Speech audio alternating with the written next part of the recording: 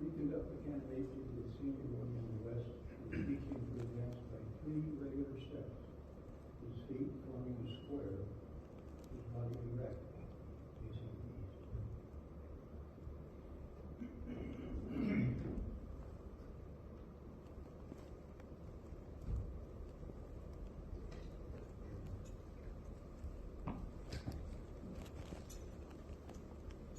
Brother Senior Warden, it is the order of the Worshipful Master that you teach our candidate to advance 3 regular steps. His feet forming a square, body erect, facing the east.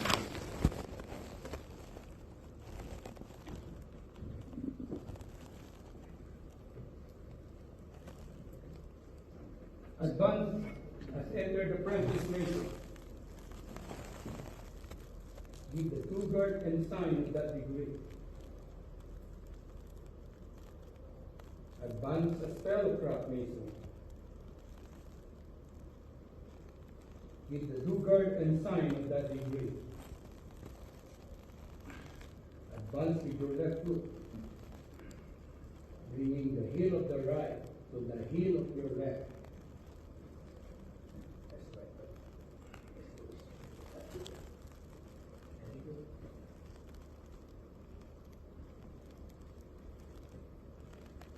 Your body erect.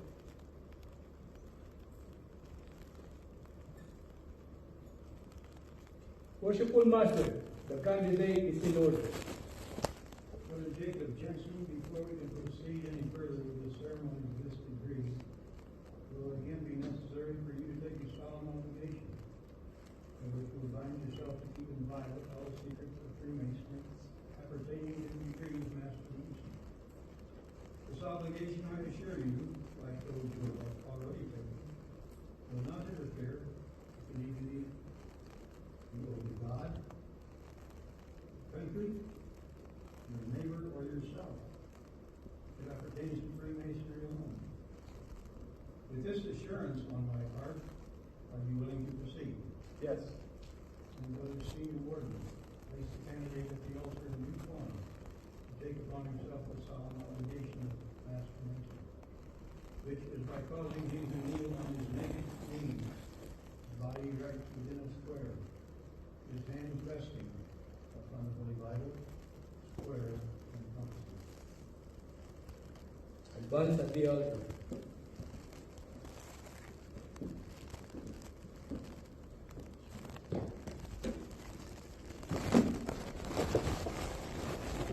Kneel on your naked knees. Body erect within the square. Your hands resting upon the Holy Bible, square and compasses. Worshipful Master, the candidate is in due form.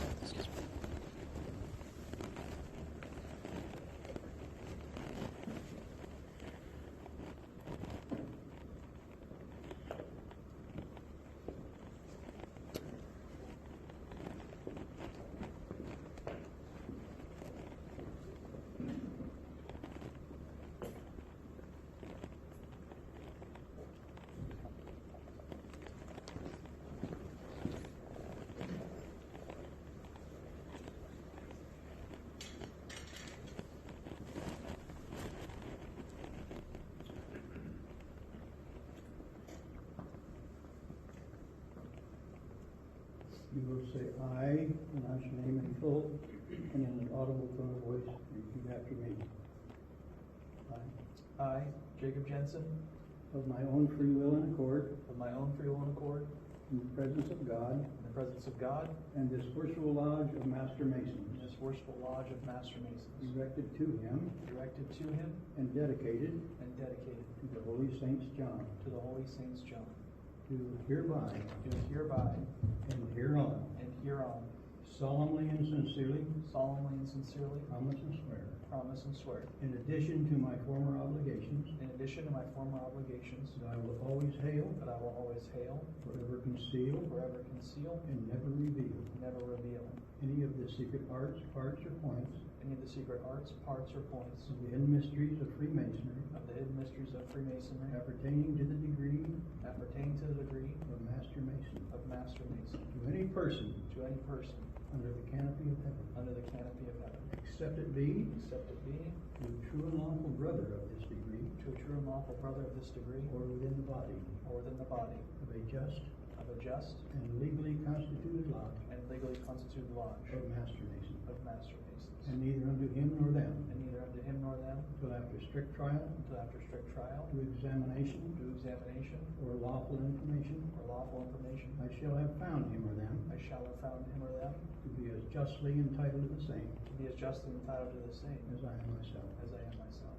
I furthermore promise and swear Furthermore, I promise and swear that I will answer all due signs that I will answer all due signs given me by by the hands of a brother the hands of a brother of this degree, of this degree, and will obey all summons sent me and will obey all summons sent me from within the body from within the body of a just of a just and legally constituted lodge and legally constituted lodge of Master Mason. of Master Masons. If within If within the length of my cable toe. the length of my cable toe. Furthermore, Furthermore, that I will aid and assist that I will aid and assist all distressed, all distressed, worthy brother Master Masons, worthy brother Master their Masons, widows and orphans, their widows and orphans, whithersoever dispersed around the globe, whithersoever dispersed around the globe, so far as I can do so, so far as I can do so, without serious injury without serious injury to myself or family. to myself or family. Furthermore, Furthermore, that I will keep the secrets that I will keep the secrets of a brother Master Mason of a brother Master Mason as my own,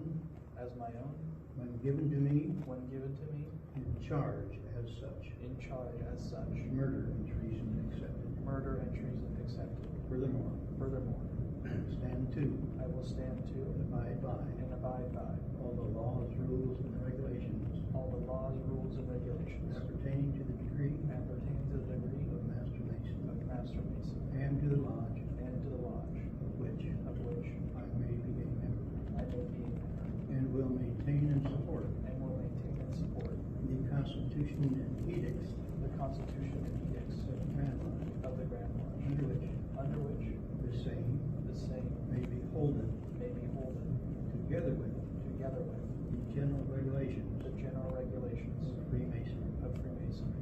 Furthermore, Furthermore, that I will not be present at that I will not be present at or assist in or assist in the making the making of a woman a Mason, of a woman a Mason, a young man in his non-age, a young man in his non-age, an old man in his dotage, an old man in his dotage, atheist, an atheist, a madman, a madman, or a fool, or a fool, I knowing them to be such. I knowing them to be such.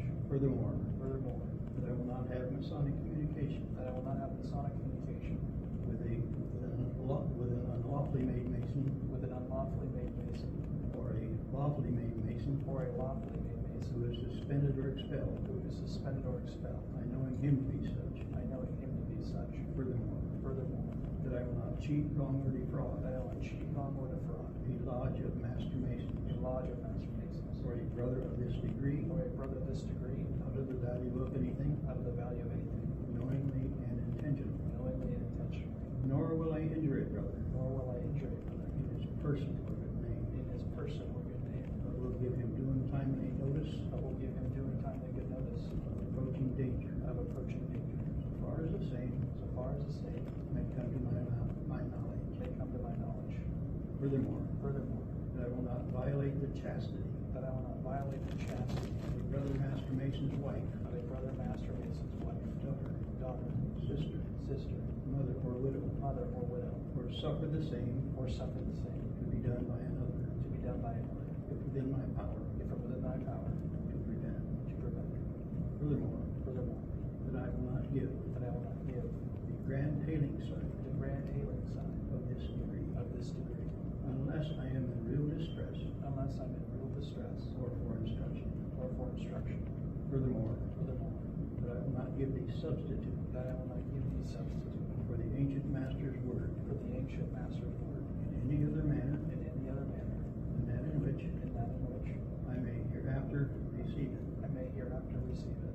Being It being on the 5 points of fellowship, on the 5 points of fellowship, a low tone of voice, in a low tone of voice, not above my breath. not above my breath. To all this, To all this, I do most solemnly and sincerely I do most solemnly and sincerely promise and swear, promise and swear, with fixed and steady purpose, fixed and steady purpose, to perform the same, to perform the same, without equivocation, without equivocation, mental reservation, mental reservation, or secret evasion, or secret evasion, of mind in me, whatever, of mind in me, whatever, finding myself under no less a penalty finding myself under no less a penalty than that of having than that of having my body severed in twain, my body severed in twain.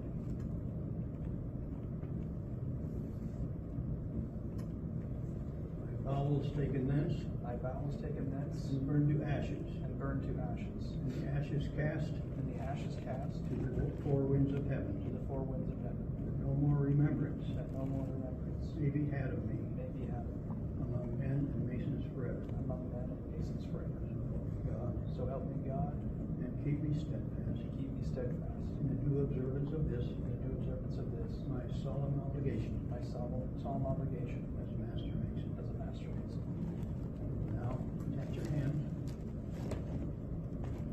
bow your head, and in token of your sincerity, kiss the Holy Bible on which you have been obligated.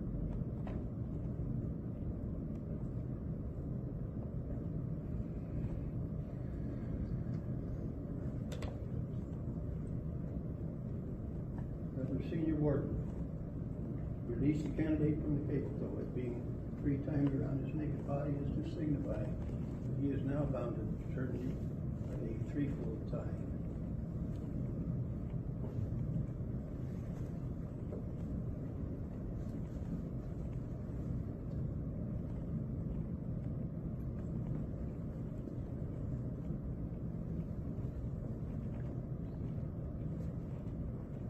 Being in a condition of darkness.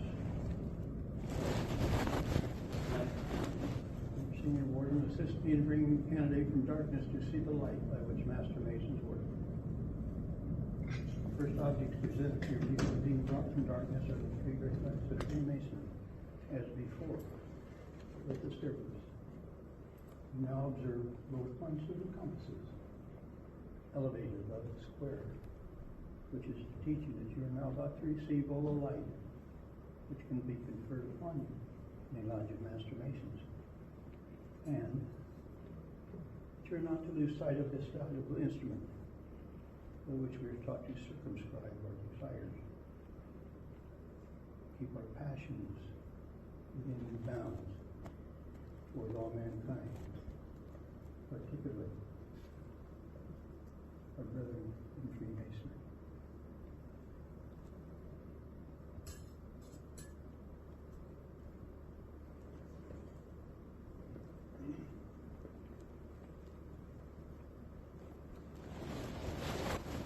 You now observe me as acting master of this lodge, approaching you from the east, under the due guard and sign of Master Mason.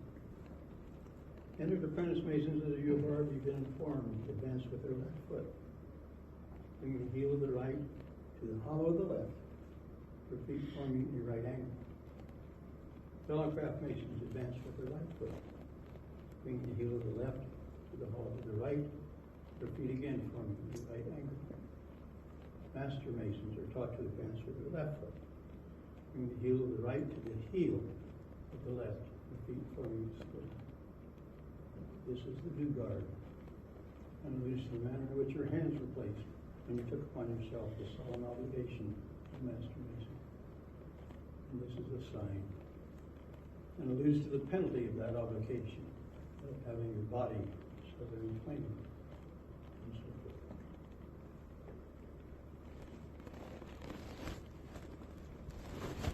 I again take pleasure in extending you my right hand in token of the continuance of the friendship and brotherly love of this lodge, and will invest you with the past grip and word of this degree.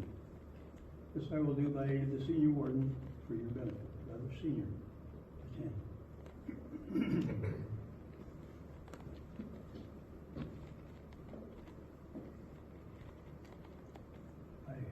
I conceal What do you conceal? all the secret of Freemasonry pertaining to the degree of Master Mason. What is this? A grade, Grip of what? a past grade of a Master Mason. Has it a name? It has. Give me. I did not receive it, neither I was so imparted. But we will.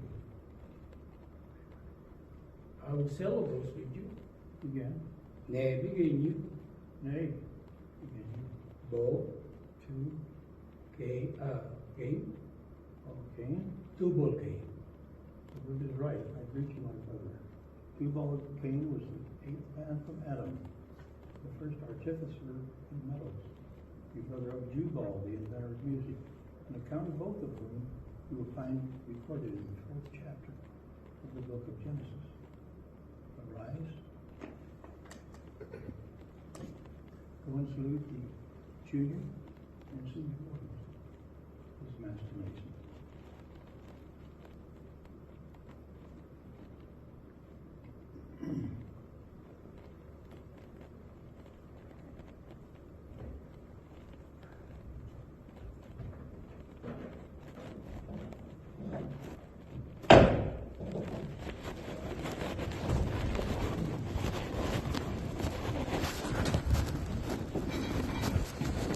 I'm not sure which one is yours. Yeah.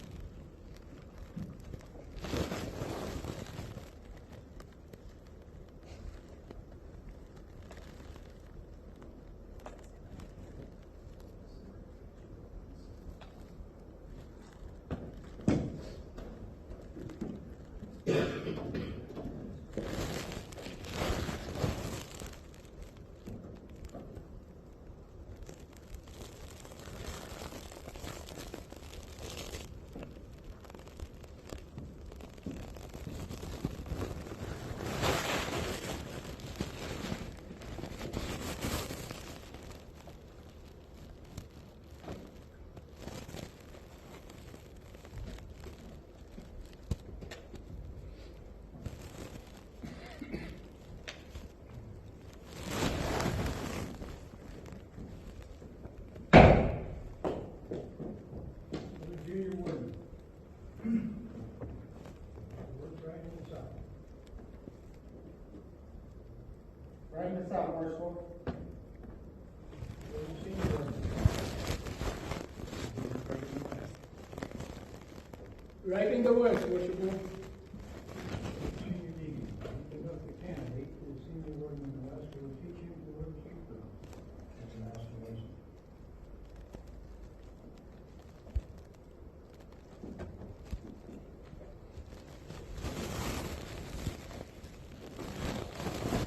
Senior order. It is the order of the worshipful master to teach a candidate to wear his apron as a Master Mason.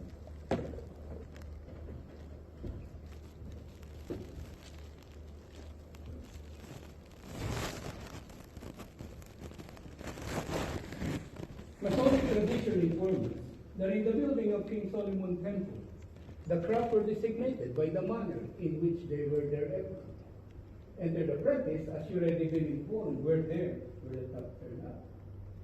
Fellow crowd with the top turned down and the left corner turned up with a form of triangle. Master Mason were, as a mark of distinction, Master Mason were there. Master Mason as a mark of distinction and mark of the distinction were there with the left corner turned down in a form of square. You are now clothed as a Master Mason.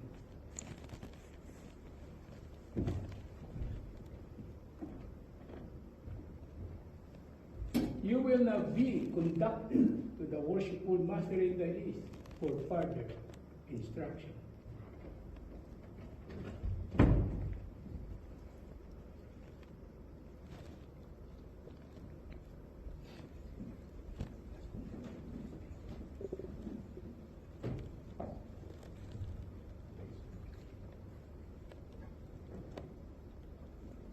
pleasure of seeing you clad as Master Mason. I will now present you with all implements of Freemasonry to this community, especially the trowel. The trowel is an instrument made use of by others by whom it's called a cement, which unites the building into one common mass. We, as great accepted Masons, will talk use it for a more noble and glorious purpose. The study of cement of brotherly love and affection. That's cement which unites us into one sacred band of society of brothers and brothers. No word, no contentions of their positions, except that noble contention of brother and relation, who best can work, and best agree. Sentiment and operation. Not doubting that you will make a good use of it, as Master Mason has done in all ages before you.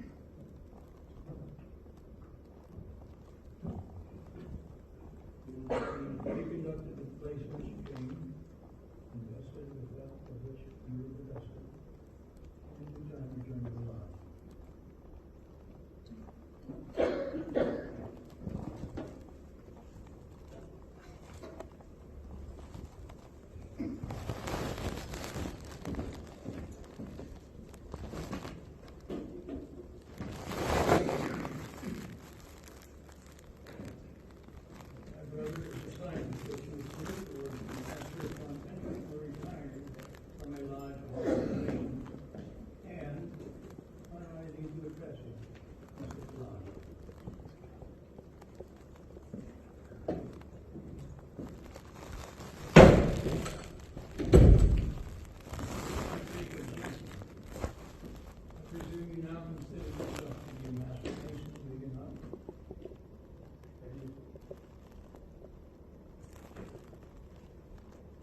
My duty to inform you that you have not yet been entrusted with all the secrets of your keeping.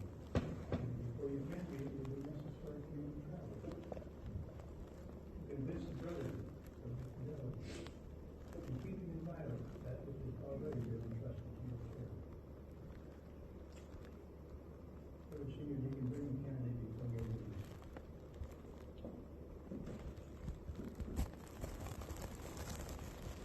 Should such be the case, it is hope.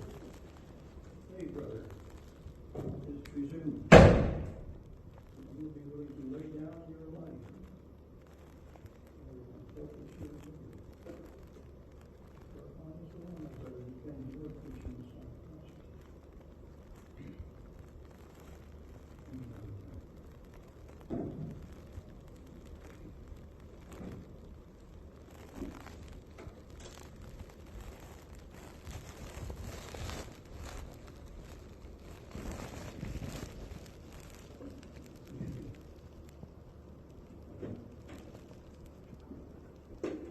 Senior Deacon, retrieve the trowel.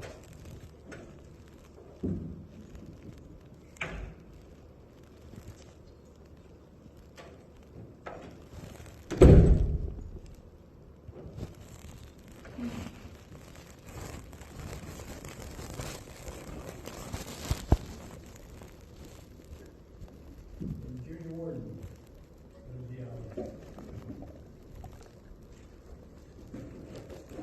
I call Worship. Act 12, it is my will and pleasure that the lodge of Master Mason be called for their impression, for the purpose of impression and to confer the second section of this degree, and be called on again at the sound of the gavel knees.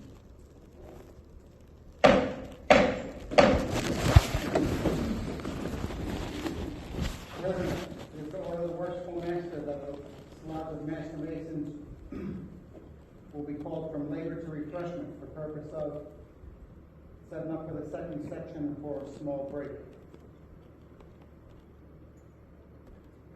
To be called again at the sound of the gavel and ease.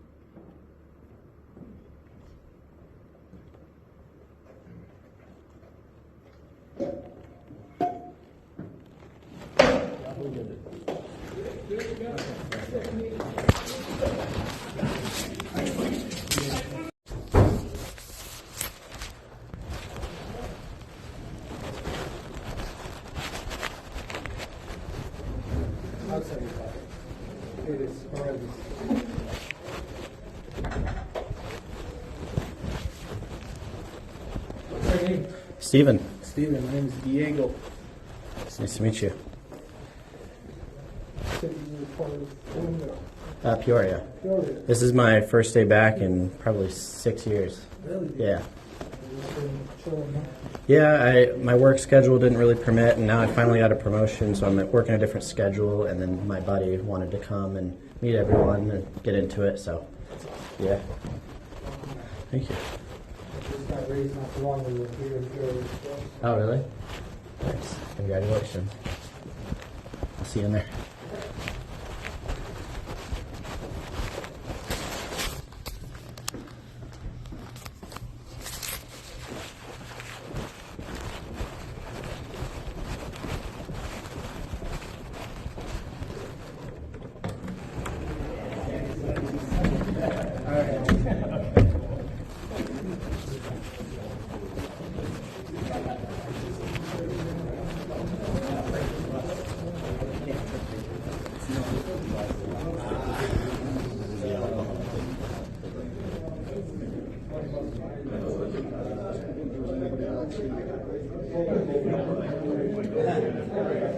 So I looked at one point I asked Aaron about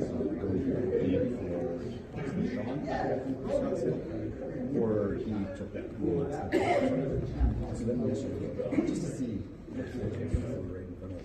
And then like first of all clean up the next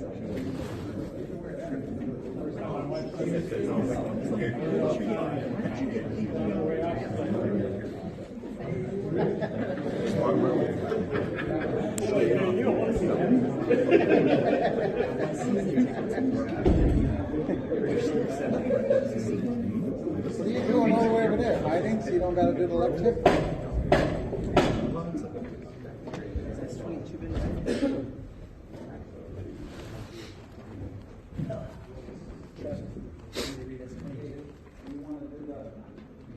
Yeah. When they do the prayer, nobody says amen or some other G during the prayer. Chris, put your apron on outside the jacket. You know?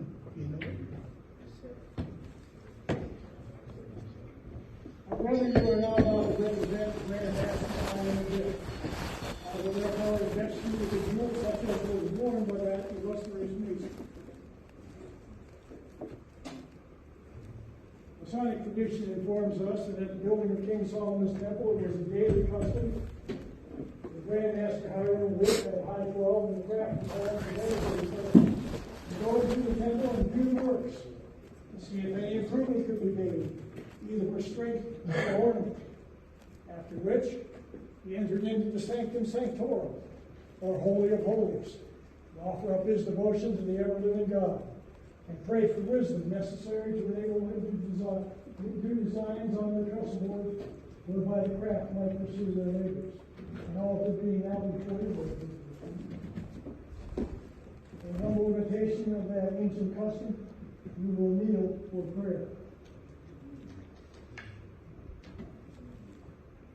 Almighty and eternal God, great architect and ruler of the universe, by whose created fiat all things first were made, we, the frail creatures of thy providence, humbly implore thee to pour down on the convocations assembled in thy holy name the continual dew of thy blessing.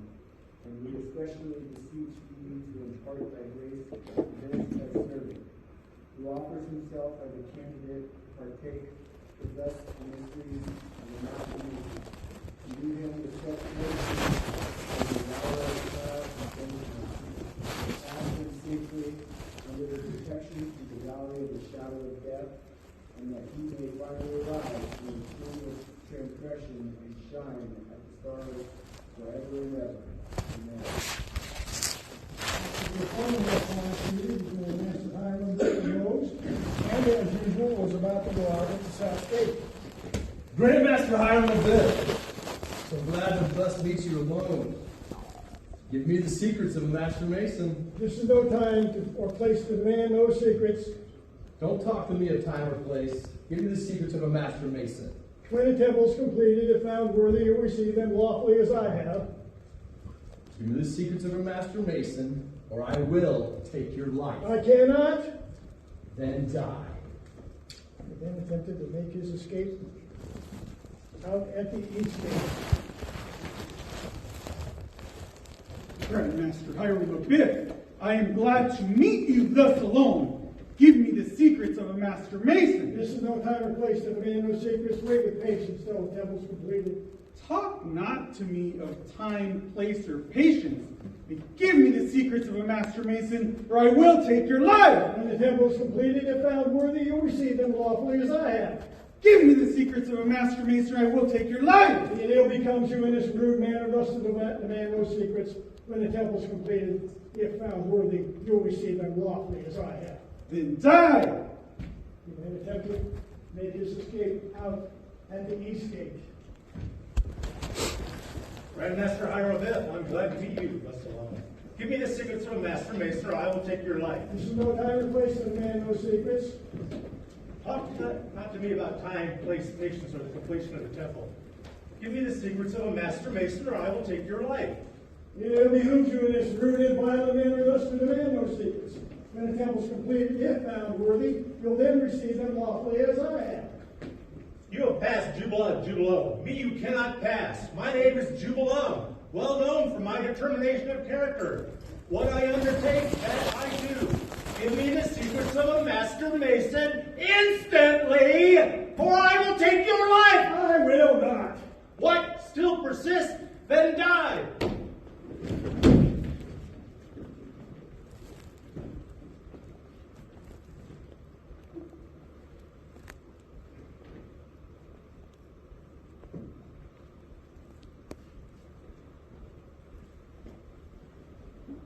What horrid deed is this?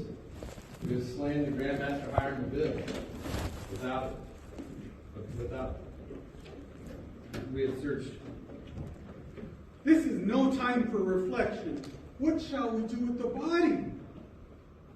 We will bury the brothers in the temple in the low cell. You three will meet again and discuss what to do with it. Agreed.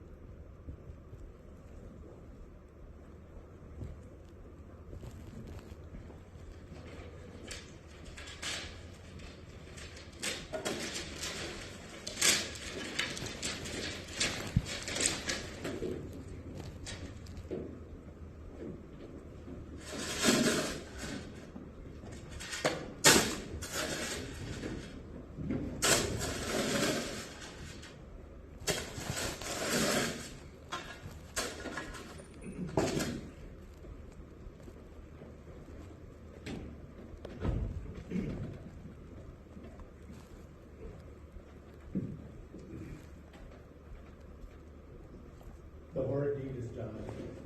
Here cold and mute, wrapped in the icy clasp of death, the master sleeps. No more the pageantry and pomp of power. No more the crowd of craftsmen hurrying to do his deeds and acts. No more the gorgeous temple rising proudly from the hills and beckoning the heavens to rest upon its heavenly clouds. No more will these, his high designs, satisfy.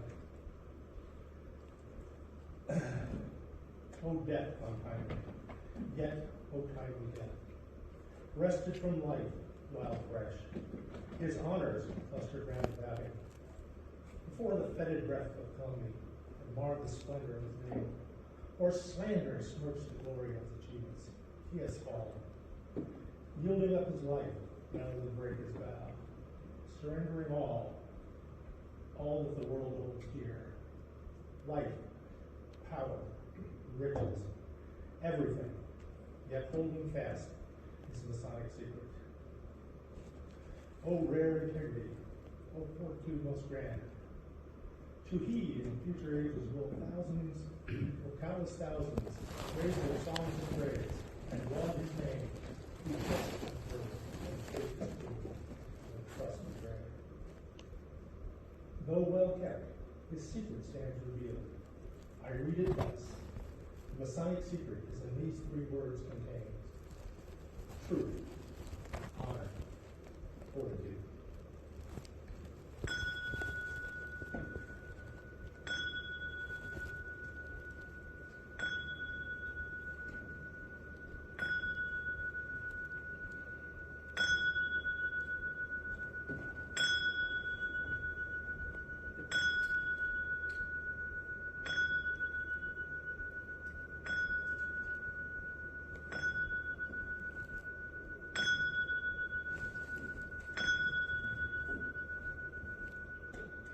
Low 12. The tuneful bell rings out the hour beat. Now must we haste away, bearing the heavy burden of our remorse. Yes, is that you two the one? Yes. Now what shall we do with the body? We will convey it to Western Manor from the temple and bury it in the Round Hill to Mount Moriah, where I have been and prepared grave. Agreed.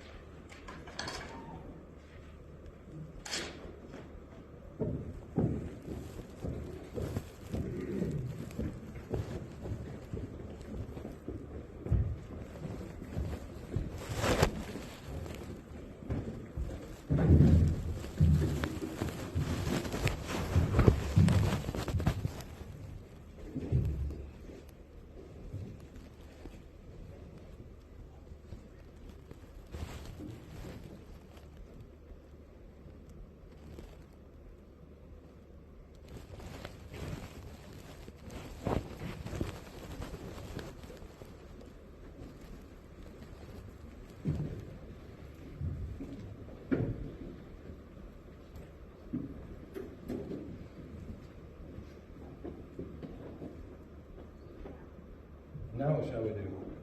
Let us make our escape out of the kingdom. We will travel by security along the coast towards Java and endeavor to avoid. Agreed. But before we go, we will plant this spring of acacia at every grave, that should future occasion require, we ourselves may not spot. Agreed.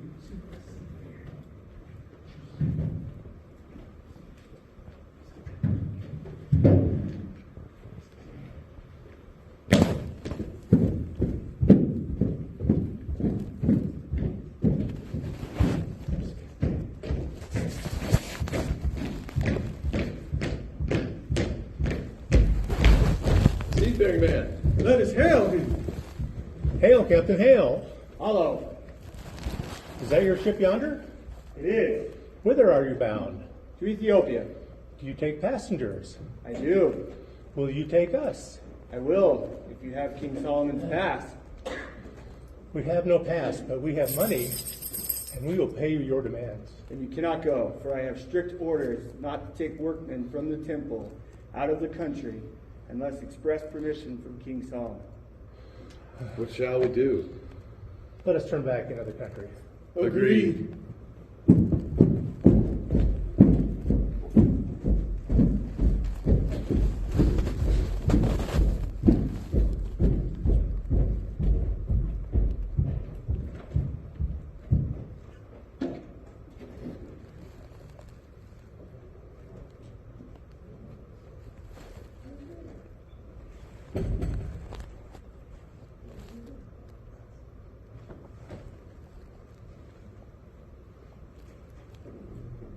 Why are you not at work today?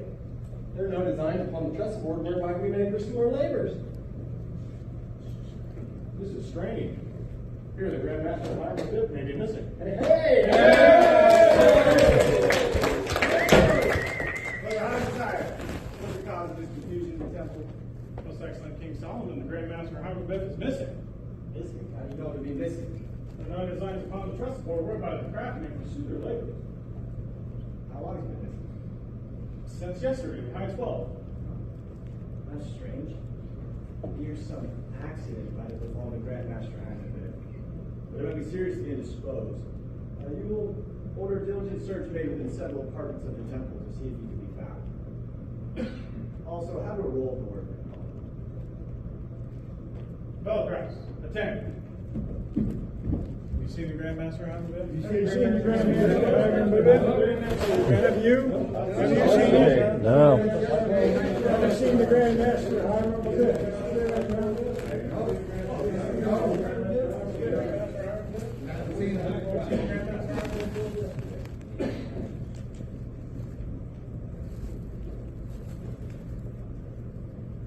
For the Grand Secretary, you will have a roll of the workman call.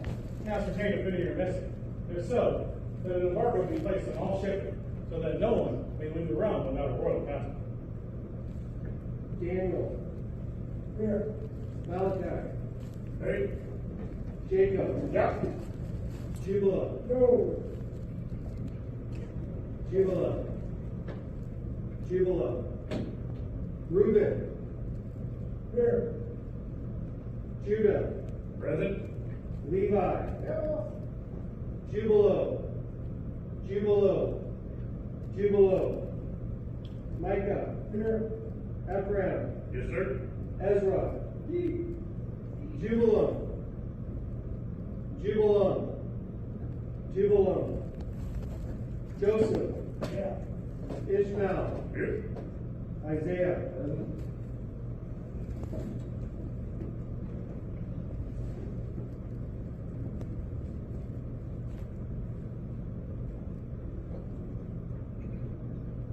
Most Excellent King Solomon, we 12 fellowcraft with 3 others, seeing the temple nearing completion and fearing we would be unable to obtain master masons' wages while traveling in foreign countries, entered into a conspiracy to extort from the Grand Master Hiram Abiff secrets of a master mason or take his life. We 12, reflecting with horror on the atrocity of the intended crime, and dreading its evil consequences, have recanted, but feared that the other 3 have persisted in putting the murderous design into execution. We therefore come before you clad in white gloves and aprons in token of our innocence, and we humbly implore your pardon. Fellow crafts, stand aside. Brother Hiram of Tyre, the roll of the workmen have been called, and the 3 appear to be fellow craft missing. Jubala, Jubalo, and Jubalo, who from the similarity of their names are supposed to be brothers and men of Tyre. Most Excellent King Solomon, orders have been duly obeyed. Diligent search was made without effect, but upon calling the roll, there appear to be 3 fellow crafts missing, namely Jubala, Jubalo, and Jubalam. From the similarities of name, supposed to be brothers. Although I'm retired, there appears before me 12 fellow crafts, clad in white gloves and aprons, who implored my pardon and confessed that they, along with 3 others, had entered into a conspiracy to extort from the Grand Master the secrets of the Master Mason, what they would take his life. They 12, however, reflecting with horror of the atrocity of the intended crime and dreading its evil consequences, had recanted, but feared that the other 3 had persisted on putting the murderous design into execution. You will therefore cause these 12 fellow crafts to be sent out, 3 north, 3 east, 3 west, and 3 south, in search of the Grand Master Hiram Abiff and the deserters from the temple. Fellow crafts, attend. Most Excellent King Solomon, the orders have been duly obeyed. Well, which way should we travel? I propose we travel along the shore towards Joppa. We travel. There goes a wayfarer man. Buenos Hello. Hail! Hello, ¿cómo está? Have you seen workmen from the temple pass this way? I have 3 who were endeavoring passage to Ethiopia, but not having able to obtain one, turned back in the country. These must be the 3 of whom we're in search. What shall we do? I propose we return to the temple and report this intelligence to King Solomon. Agreed? Agreed.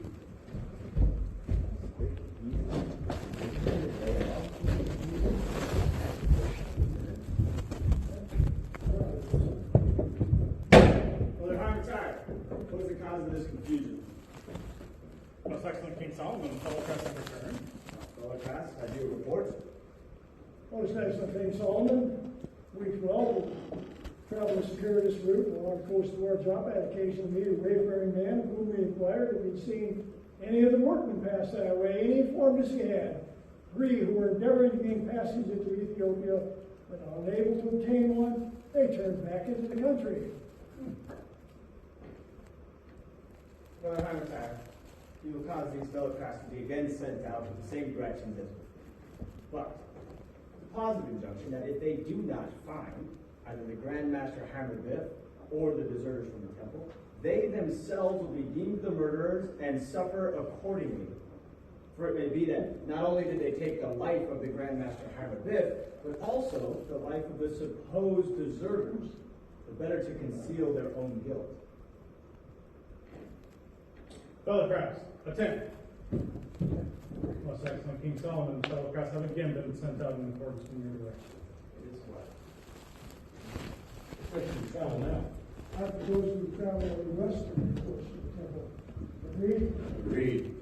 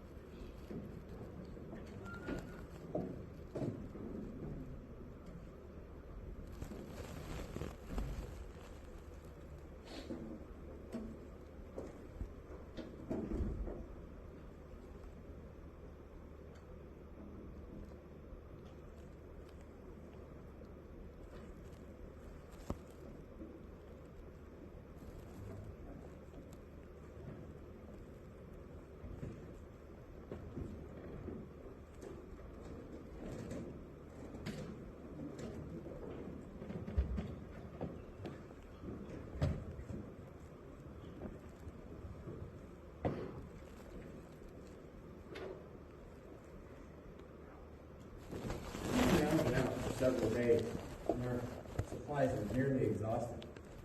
I'm weary and worn out. What shall we do? I propose that we return to the temple, and if our brethren who were sent out in different directions, but met with no greater success, that we give ourselves up and suffer the penalty. Agreed? Agreed. But hold, let us separate and yet keep within hailing distance. Should any discoveries be made, we could communicate with one another. Agreed. I am weary and worn out. I will rest and refresh myself. This is the result of evil companionship. Had I remembered the lessons taught me in my youth, I'd now be among the workmen in the temple, honored and respected. Instead, I'm an outcast and in disgrace. Well, my brothers are nearly out of sight. I must arise and pursue my journey. This freemason will assist me to arrive. What? So easily giving way? Hail, brothers! Hail, brother. What discoveries have you made? Upon ascending this hill, I being weary and wore out, I sat down to rest and refresh myself. And upon attempting to arise, I caught hold of that sprig of vacation, which easily giving way excited my suspicions. Whereupon I hailed you. The earth has been recently removed. It has the appearance of a grave. Oh, that my throat be cut from ear to ear, my tongue be torn from its roots, buried in the rough sands of the sea, cable toes length from shore, where the rough tide ebb regularly ebbs and flows. Here I have consented to the death of a great man, highest great man in the That's one of the worst things that there's from the temple. Oh, let my left breast first open, my heart taken thence, and given as a prey to the beasts of the field, and the wolves of the air. For I have consented in death of such great a man as the Grand Master Hiram Abib. That sounds like another of the deserters. Yeah. Jubala and Jubalo, I am more guilty than you both. It was I who struck the fatal blow. It was I who killed him. Oh, that my body had been set in flame, my bowels taken thence and burned to ash, and those ashes cast to the four winds of heaven, that no more remembrance may be had of me among men and masons forever. Ere I had killed so good and great a man as the Grand Master Hiram. That's the voice of Jubala. What should we do? Let us rush upon, seize, bind, and take them up to the west gate of the temple. Agreed. There they are, you know.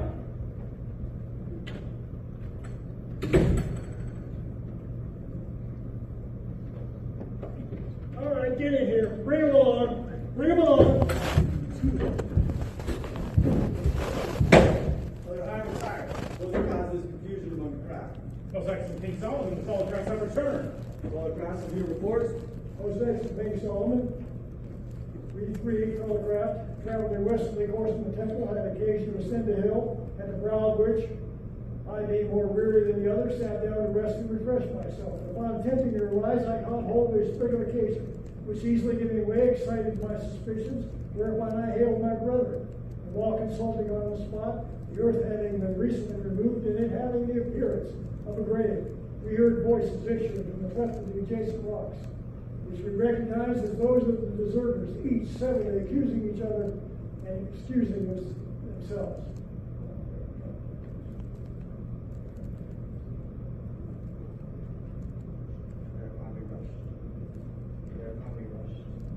Whereupon we rushed upon, seized, bound, and brought them up to the west gate of the temple. Brother Hiram tired. Have them brought before me in the east. Brother Grand Marshal, attend.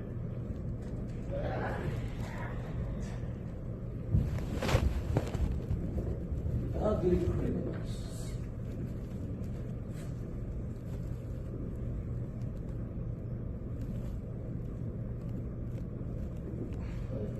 King Solomon. Follow me. Forward, march.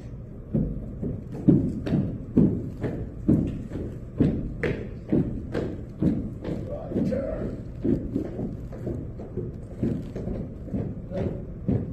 That way.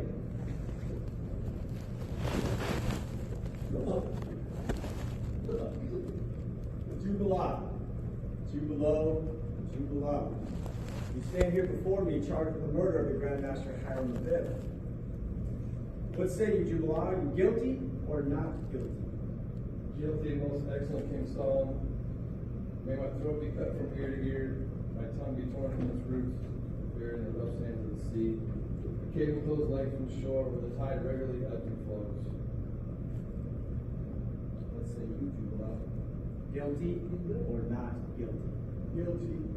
More guilty, most excellent King Solomon.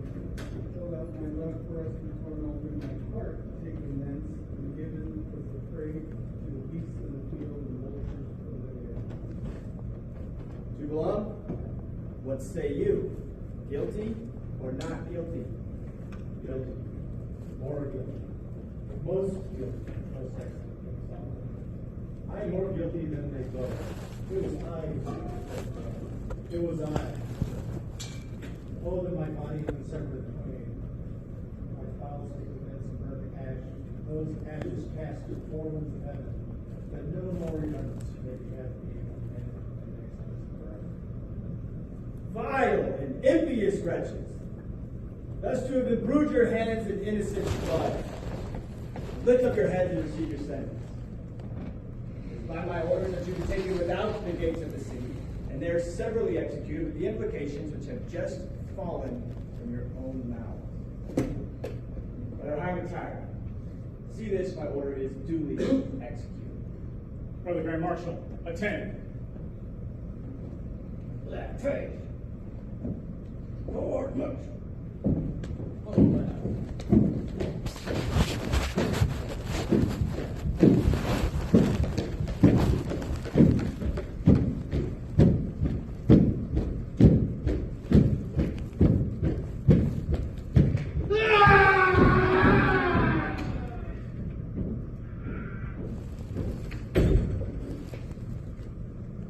Most excellent King Solomon, orders have been duly executed.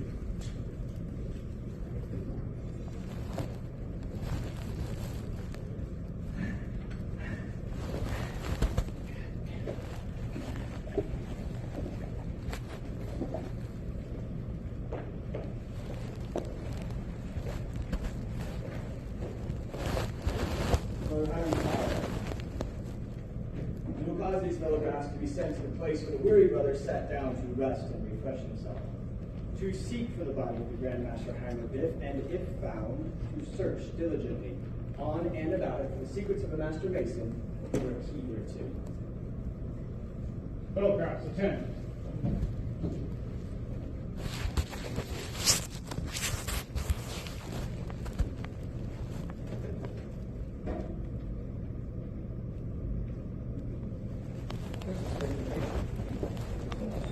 That's the spot. Let us remove the earth.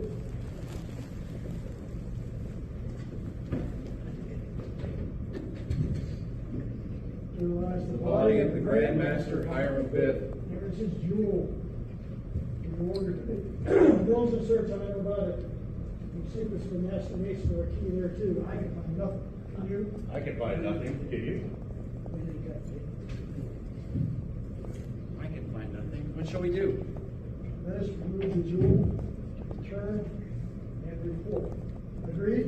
Agreed. Behold, let us first take the dimensions of the grave. It is dug due east and west, and 6 feet in depth. Now let us return and report. Agreed.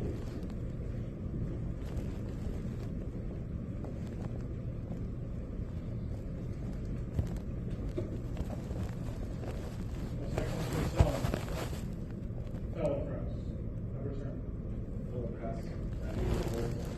Most excellent King Solomon, we repaired to the spot where I sat down to rest and refresh myself.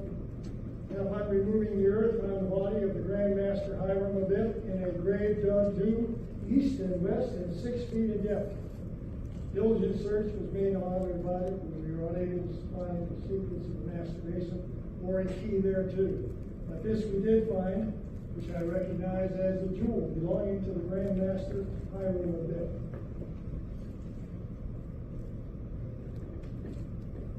Well, then, the Master's word is lost.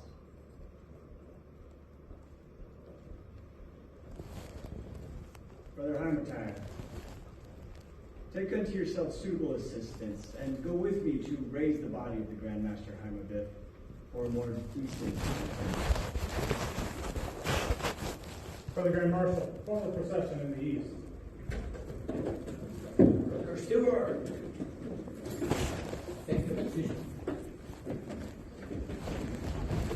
Reverend Stewart's double floor.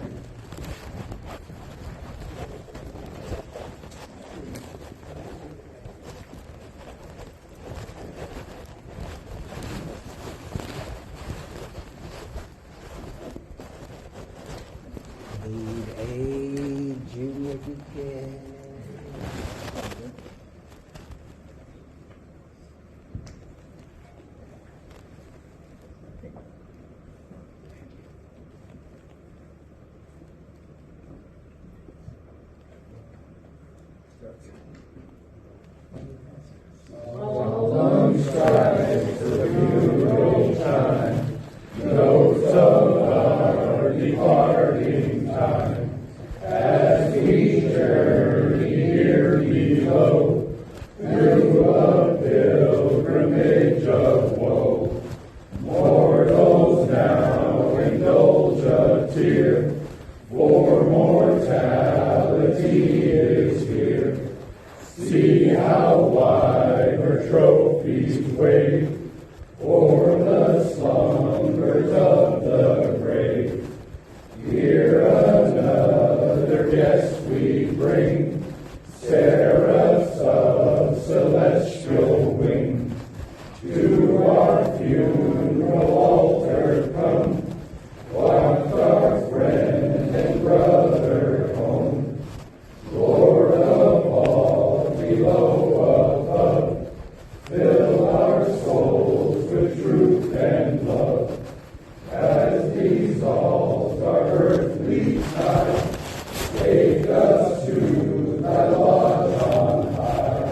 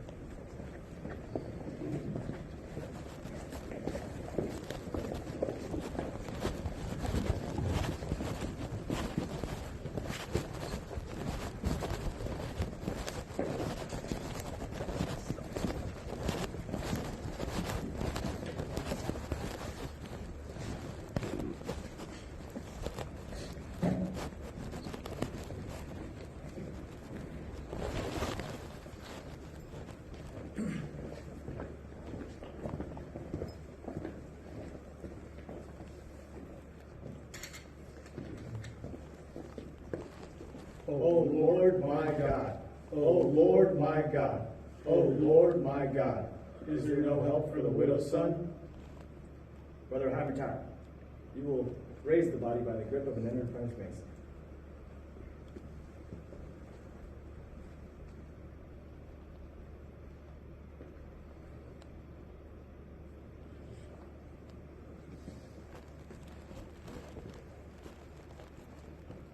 Most excellent King Solomon, the body cannot be so raised, owing to its advanced state of decomposition.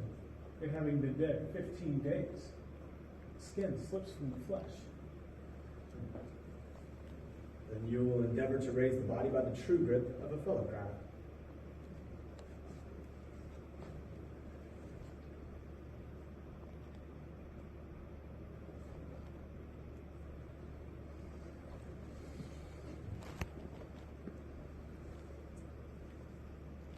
Most excellent King Solomon, for like reasons before, the body cannot be thus raised. The flesh cleaves from the bone. Brother Havertire, what shall we do? Let us pray. Brethren, let us pray. O God, knowest our down sittings and our uprisings, and understandest our thoughts afar off. Shield and defend us from the evil intentions of our enemies, and support us under the trials and afflictions which we are destined to endure while traveling through this vale of tears. Man that is born of woman is of few days and full of trouble. He cometh forth as a flower and is cut down. He fleeth as well as a shadow and continued not.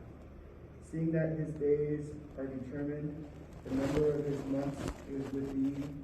Thou hast appointed his bounds that he cannot pass. Turn from him that he may rest till he shall accomplish his day. For there is hope of a tree, if it be cut down, that it will sprout again, and that the tender branch therefore will not cease. But man dieth and wasteth away. Yeah, man giveth up the ghost, and where is he? As the waters fail from the sea, and the flood decayeth and drieth up, so man lieth down and riseth not up, till the heavens shall be no more. Yet, O Lord, have compassion on the children of thy creation, and minister them comfort in the time of trouble, and save them with everlasting salvation. Amen. So it be. Brother Hyman, your counsel is good and timely. Nations should ever remember that when human strength and wisdom fail, we are to find assistance through the medium of prayer. My mind is now clear. Although the skin slips from the flesh and the flesh clings from the bone, there is yet still strength in the lion of the tribe of Judah. The body shall be raised on the 5 points of fellowship, and the first words spoken or uttered after the body is raised will be the substitute for the ancient master's word until future generations discover right.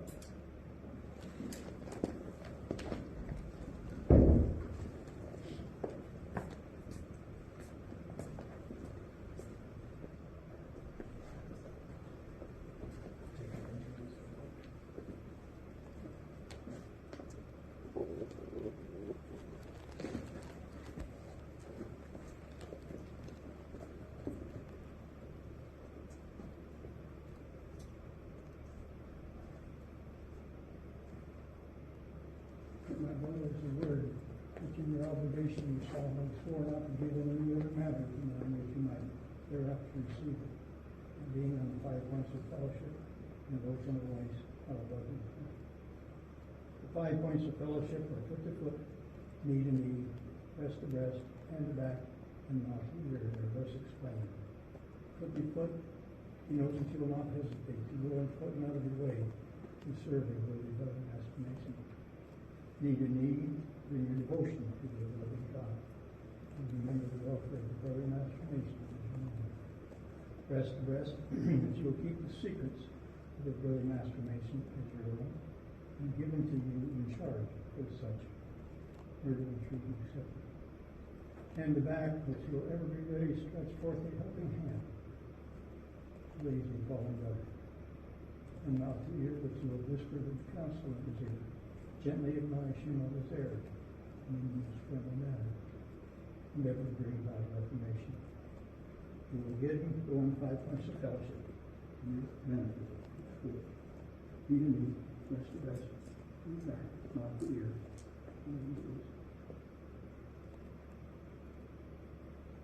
This, my brother, is a true grip of the Master Mason. It said the body of Grandmaster Hyman Biff was raised from the grave. Since which time this has been adopted true grip of the Master Mason. There's a lecture appertaining to this degree with, and you receive it in a chair provided for you. Worship Brother Ario Macker. Proceed to pray.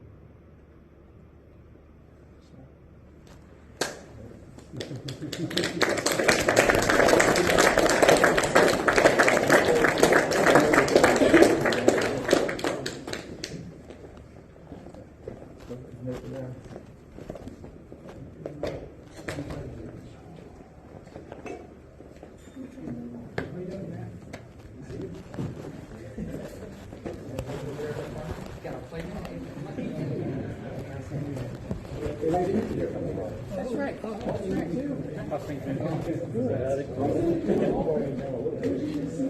Congratulations. Congratulations. Hey, there you go. Hey, there you go. Master was coming. Congratulations. Appreciate it. Got out of that one. You got me nervous there.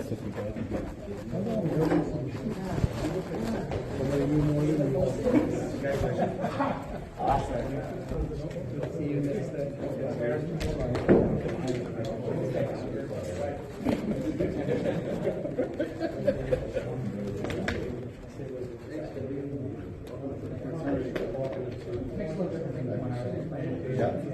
Well, yeah.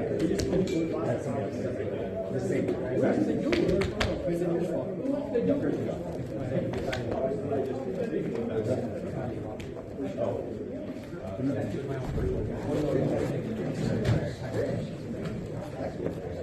Who got the jewel? You're doing it straight, right? I got one. No, the jewel. Good.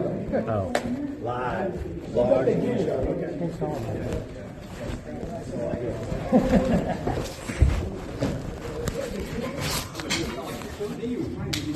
No.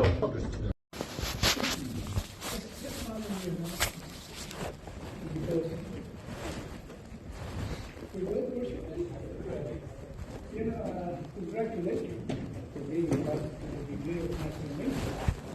What you went through when you were is the lecture is all about, but this time you can see what transpired on your journey to be a master mason. And by now hopefully you will appreciate. You went through first, second, and third degree for the brethren of the spoke to you. As you can see, there's no book. They're already reaching what they did. And you will hear a lot of, on my lecture, you will hear a lot of King Solomon, Aramotai, and Aramobet. Those are representing the worshiping master, senior warden, and the junior warden for your benefit. Okay? We read in the Holy Writings that was decreed in the Wisdom Council of DP aforetime that a house should be built, erected to God, and dedicated to His holy name. We also learn from the same sacred source that David, king of Israel, desired to build a house. But that consequence of his reign, having been of many wars and much bloodshed, that distinguished privilege was denied him. He was not, however, left without hope, for God promised him that out of his loins there should be a man who will be adequate to the performance of sovereign and glorious undertaking. That promise was verified in the person and character of Solomon, his son, who ascended the throne. And after David was gathered to his father, dwelt over Israel at that time when the great Jewish historian into life. Peace and tranquility pervaded the world, and all eyes seemed to be directed towards Jerusalem, at least to witness the splendid display of the wisdom of Solomon. About this time, King Solomon received a congratulatory letter from Hiram, king of Tyre, desired him to participate in the small degree, at least in the rich honor revealed him to be clustering around his throne. And his reciprocation with the Hiram of Tyre, King Solomon desired him to furnish a man well skilled in the art and science. And his attention was directed to Hiram, the widow son from the tribe of Naphtali. And King Solomon sent Haramabeth brought out of Tyre. When the preliminary arrangement for the erection of the temple was completed, it was commenced in the 4th year of the reign of King Solomon, under the auspices of 3 grand masters: Solomon, king of Israel, Hiram, king of Tyre, and Haramabeth, the widow son, but more immediate instruction and inspection of Haramabeth, who was the architect of the world. We have this evening, my brother, represented a tragedy which Masonic tradition informs us actually took place when the temple was nearing its completion, and which resulted in the death of the Grand Master, Haramabeth. His death is premeditated, and the circumstances were attending as were as follows. 15 fellow crafts, seeing the temple was nearing its completion, fearing that they would not be able to obtain master mason wages while traveling in the foreign country, entered into conspiracy to extort from the Grand Master Haramabeth the secret of master mason, or take his life. 12 of them, however, reflecting with horror upon the atrocity of the intended crime, dreading its evil consequence, had recanted. But the other 3, named Jubalo,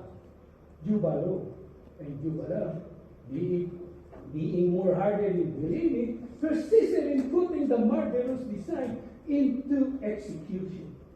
They accordingly stationed themselves at the south, west, and east gates of the temple at high 12, knowing it to be the daily custom of the Grand Master Hiram of it when the crowd were called from labor to refreshment to go into the temple to view the work, to see if any improvement could be made, either from strength or ornament. After which he entered the sanctuary or holy of holies to open up his devotion to the ever-living God and pray for wisdom necessary to enable him to draw design upon the board. After performing the pious duty, the Grand Master Hiram of that, as usual, was to go up at the south gate, which he found closely guarded by Jubala, who tried to murder him, the secret of a master Mason or his mistake life. And upon the third refusal, he swore him across the throat with a painful in his gate. He then attempted to pass out at the west gate. He found more closely guarded by Jubala, who also tried to murder him, the secret of a master Mason, or he would take his life. And upon the third refusal, he smote him upon the left breast with an angle of his square. He then endeavored to make his escape out at the east gate, which he found more closely guarded by Jubala, who, seeing the ill success of his brother, determined that he would not pass him by without accomplishment with moral purpose. He therefore 3 several times demanded of him the secret of a master Mason, or he would take his life. And upon the third refusal, he smote him on the head and fell his death at his feet. They buried the body in the rabbits of the temple, and agreed to meet again at 12, which is 12 at night or midnight, and consult what further to do with it. They made agreeable appointment, conveyed the body a westerly course from the temple, and buried at the broad by hill in Numeroid, and planted his place of baptism at the head of the grave. That purification required, they themselves might know this path. They then traveled a security route along the coast toward Jaffa to endeavor to gain passage into Ethiopia, but not being able to obtain one, turned back into the country and secreted themselves in the cave near the place where they had buried the body.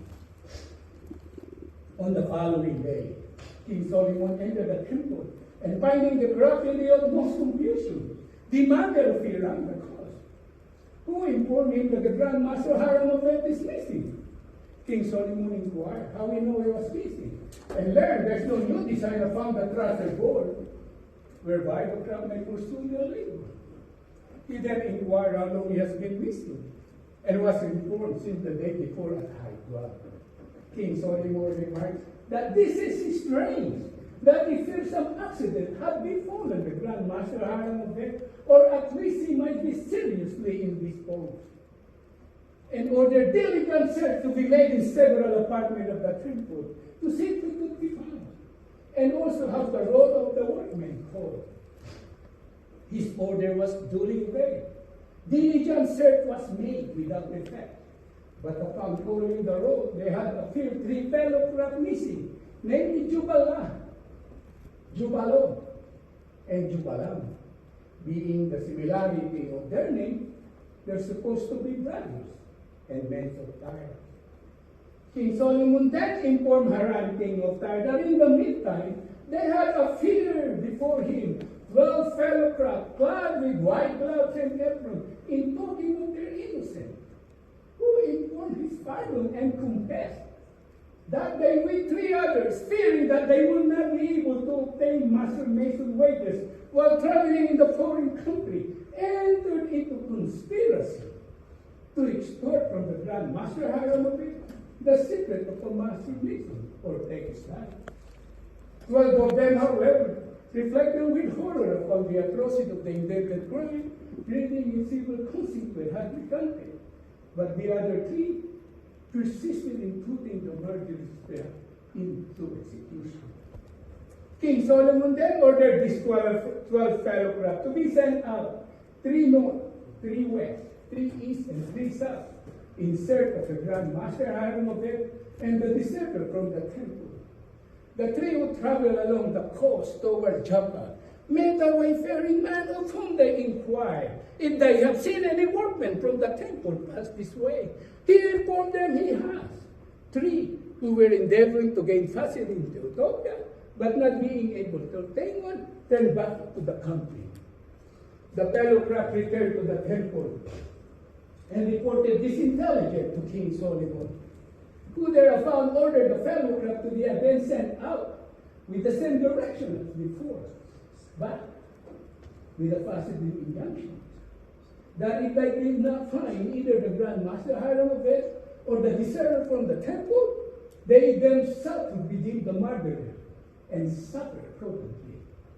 For it may be, he added, that they have not only taken the life of the Grand Master Hiram of it, but also the life of the supposed deserter, the bearer to conceal their own guilt. The fellow craft were again sent out in accordance with his direction. The 3 who traveled a westerly course from the temple had occasion to assail of a hill of a rock, of which one of them, more weary than the other, sat down to rest and refresh himself.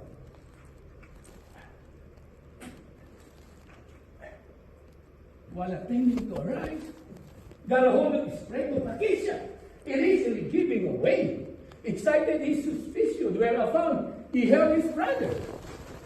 Upon consulting the spot, the earth having been recently removed, and his appearance of the grave, they heard exclamation issuing from the table they guessed and craft, which they recognized as the voice of the deserter, severely accusing themselves and excusing each other.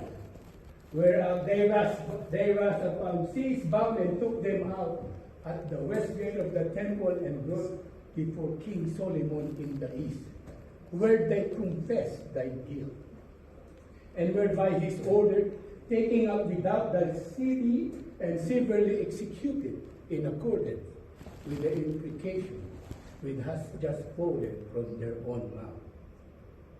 King Solomon then ordered the fellow craft where the weary brother sat down to rest and refresh himself, to seek for the body of the Grand Master Hiram of it, and it found to search diligently all in a hurry for the secret of a master mason or a key thereto. The fellow craft repaired to the spot, and upon removing the earth, found the body of the Grand Master Hiram of it in the grave, dug due east and west, and 6 feet in depth.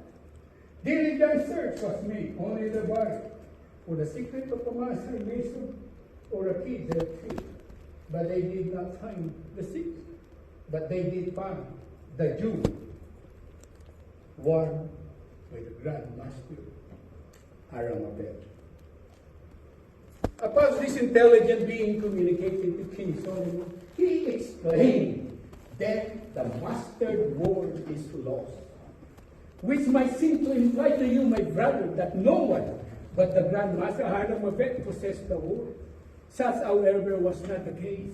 Masonic tradition informs us that in the building of King Solomon, there were 3 Grand Masters: Solomon, king of Israel, Hiram, king of Tyre, and Hiram of it, who entered into a solemn covenant not to give the secret of a master mason when assailed by the ruffian, choosing rather to lie down his life than to protect his integrity. For that alone, my brother, is well worthy of imitation. Grand Master King Solomon ordered Hiram, king of Tyre, to take unto himself suitable assistant and go with him to raise the body of the Grand Master Hiram of it. And upon arriving the grave, they thrice raised their head, "O Lord my God, O Lord my God, O Lord my God." Since, my brother, this has been adopted as a grand hailing sign of a master mason, which you are never to give, unless you are in real distress or for instruction. And when you see this sign is given, you are to regard the person giving it as a master mason in distress, and it will be your indispensable duty to relieve him so far as you can do so without serious injury to yourself or family. In addition to the word accompanying with the sign, this word may be used when you cannot. There's no help for a widow's son. There's no help for a widow's son, which is also a signal of distress to be given when the sign cannot be seen, and to which you are to pay like attention. King Solomon then ordered Hiram, king of Tyre, to raise the body by the grip of enter the apprentice mason. But it was informed the body could not be thus raised, owing to its advanced state of decomposition. It had been dead for 15 days. The flesh flipped from the bone. King Solomon then ordered Hiram, king of Tyre, to endeavor to raise the body by the true grip of fellowcraft. But for like reason as before, the body could not be thus raised. The flesh flipped from the bone. And King Solomon exclaimed, then it should be raised by the strong grip of the lion's paw and on the 5 points of the fellowship. And the first word is spoken or uttered after the body is thus raised should be the substitute for the ancient mastered word until the future generation discover the right. Thus, my brother, was the body of the Grand Master Hiram, raised from the grave, conveyed to the temple and buried, which made 3 times. First in the rabbis of the temple by the Raphael, second of the hill of the Mount Moriah by the same, lastly in their Saptorium, or Holy of Holies, where Masonic tradition informs us, there was erected to his memory a marble monument consisting of a beautiful column broken by its standing virgin weeping, an open book before her, the sprig of acacia in her right hand, the urn in the left hand, and time patiently unfolding the ringlets of her hair. The broken column denotes the untimely death of the Grand Master Hiram. The virgin weeping, the unfinished state of the temple. The book opened before her, that the memory of his many virtues is recorded in every Mason's heart. The sprig of acacia in her right hand, the early discovery of his grave, the urn in the left hand, that the ashes of this distinguished and exemplary Masons are faithfully deposited. And time patiently unfolding the ringlets of her hair denotes that time, patience, and perseverance will complete all things. This, my brother, concludes the first section of this lecture of this degree. They have a second section. When I have sipped my water, I will continue to give.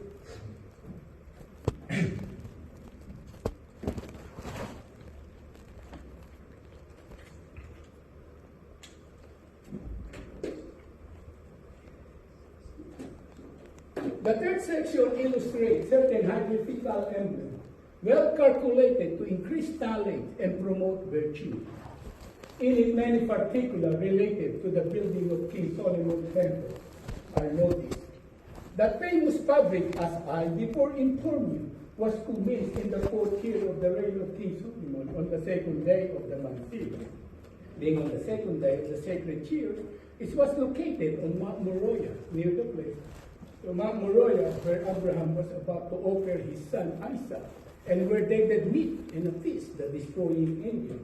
It was supported by 1,453 columns, 2,600 pilasters, all new from the finest Syrian marble.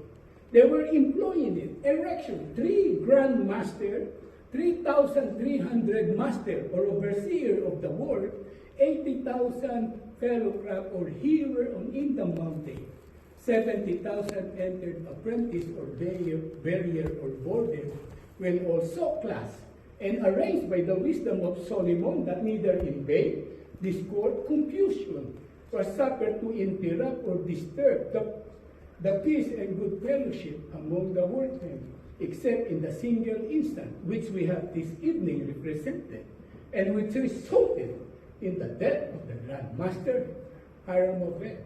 A starting evidence of interposition of divine providence were informed by the great Jewish historian Josephus, that although more than 7 years were occupied in its building, yet it did not rain in the daytime, but in the night season only, that the workmen might not be obstructed from their labor.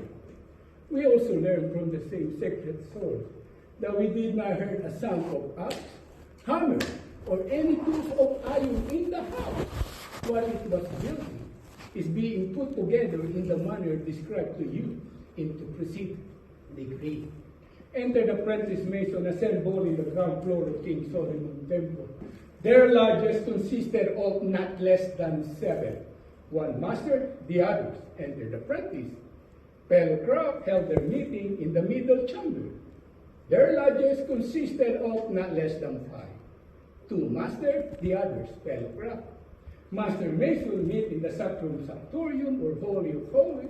Their lodges consisted of 3 master masons. Master mason now with that said to be supported by 3 great pillars dominating wisdom, strength, and beauty. There should be wisdom to construct, strength to support, and beauty to adorn all great and important undertaking.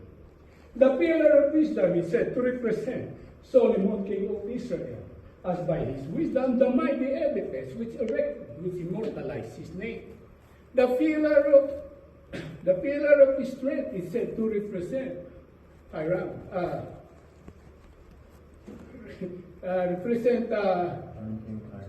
King Hiram, king of Tyre, who made an engagement to King Solomon to pay the craft their wages if any be due, that none may go away dissatisfied. Harmony being the strength and support of all society, especially of ours.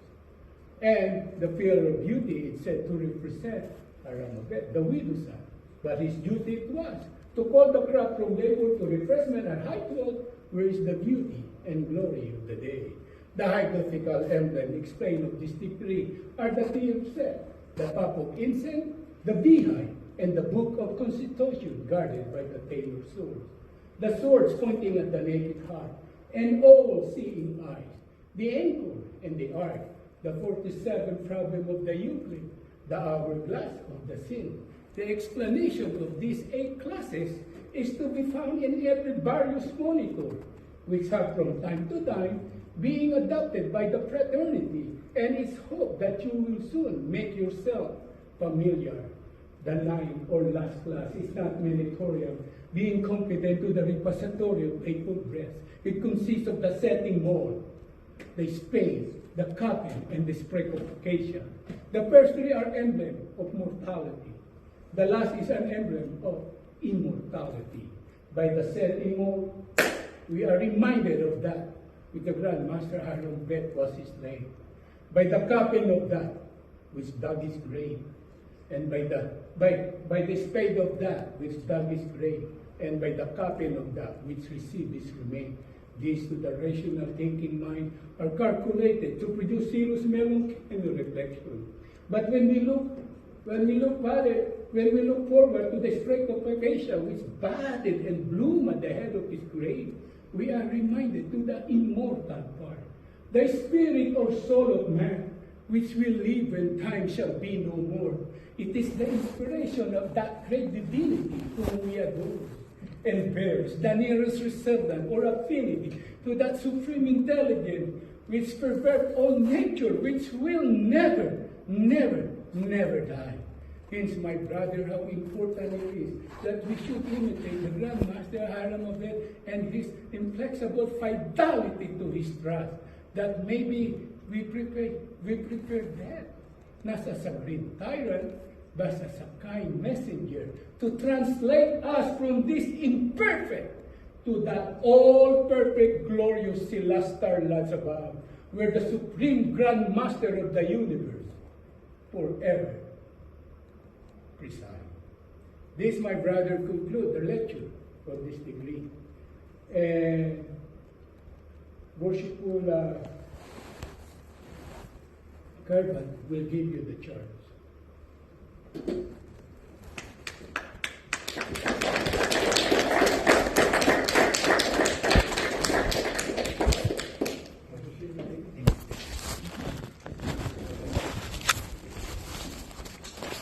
I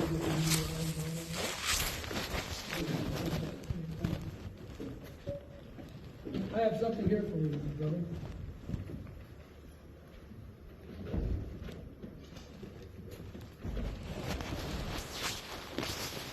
My brother, it is my pleasure to present to you your own volume of sacred life. That great life and mission. Before doing so, however, I have certain observations to make concerning this holy book, and this your third degree, to which I trust you will pay strict attention. The Holy Bible is commonly thought of as one book because it has a front and a back cover. However, it's a library of 66 books, 39 of which are found in the Old Testament and 27 in the New Testament. These books represent the sacred literature of the Hebrew race and are the product of many centuries of varied authorship and subject matter. They combine law, history, poetry, philosophy, biography, ethics, and the revelation of the divine truth and light. Diverse as the subject and authors are, remote as the legend types and styles of expression are, the intelligent reader discovers an ever-increasing purpose running through the pages like a silver thread through a darker fabric. Veritable flashes of truth and light reveal the true character and mind of God and his never-failing love towards all mankind. The Holy Bible is the world's supreme record of man's experience with faith. It is the Mason's trestle board in character building. That important duty to which you have dedicated yourself this evening and have been emblematically presented the tools of this degree. In this holy book are laid down the principles for correct living. Its great men loom large upon the background of world history. They lived, they fought, they loved, they sinned, they repented. And they have left behind them here in this holy book the testimony that the keeping of God's law and the doing of God's will are the only things in this life worth living for. We need to know our Bible, to learn its precepts, to reverence it as our great book friend. And my brother, that your feet may not stumble, and that your pathway through light may be well lighted. Your brethren of this lodge have commissioned me to place in your hands this evening your own volume of sacred law, that great Masonic light, on which you took all three of your obligations, with the prayer that it may indeed be a lamp unto your feet and a light unto your path. We bid you read it frequently, carefully, and thoroughly, and urge you to use it as a guide in your earnest effort to become a better man and a better Mason. A credit to this lodge in particular, and an asset to the community wherein you may at any time reside. My brother, this is your guidebook for building your spiritual temple. That edifice within you over which you are the architect of your very own soul.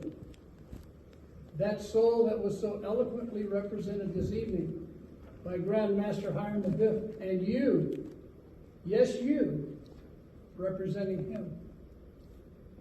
Despite the guidance so beautifully woven throughout this book, and because we are all human, there may be times in a man's life, or your life, where the pressures or drama of life leads him astray. So far astray that his spiritual temple begins to suffer or crumble under those pressures. So what do you do when you see or are aware of a brother downtrodden, suffering from the pressures of life? Or, if you are the one suffering, what are your expectations? Tonight, you are admonished that you will unselfishly go on foot and out of your way to aid and succor a needy brother. That you will ever remember a brother's welfare as well as your own in all your applications to deity. That you will keep in your breast a brother's secrets. That you will be ever ready to stretch forth your hands to aid and support a falling brother. And that you will ever whisper good counsel in the ear of a brother, and in the most friendly manner remind him of his errors and endeavor to aid in his reformation, and will give him due and timely notice that he may ward off all approaching danger. My brother, we are the architects of our own souls. The strength of our spiritual temples comes from our being the masters of our own souls, and from the guidance offered from within this lodge and that great light in masonry. Congratulations, my brother. Now I'd like to tell you a little bit more about the book you hold in your hands. And I'd like you to keep this for reference because you need to memorize this later. The front of this Bible contains the title page, and in there you will find the signatures of the officers of Peoria Lodge number 31. And on the following page, you will find the signatures of all the brothers present here this evening.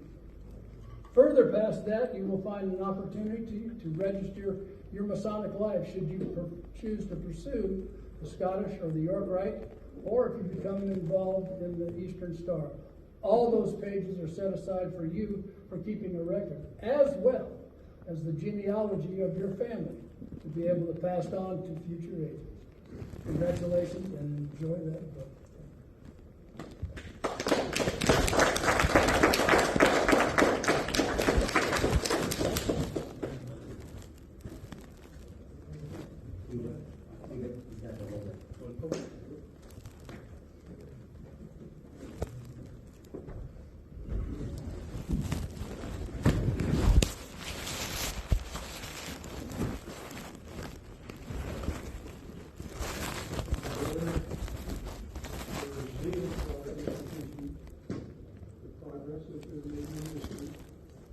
Your study conformity or useful regulations have pointed you out as a proper object for this conclusion of the session.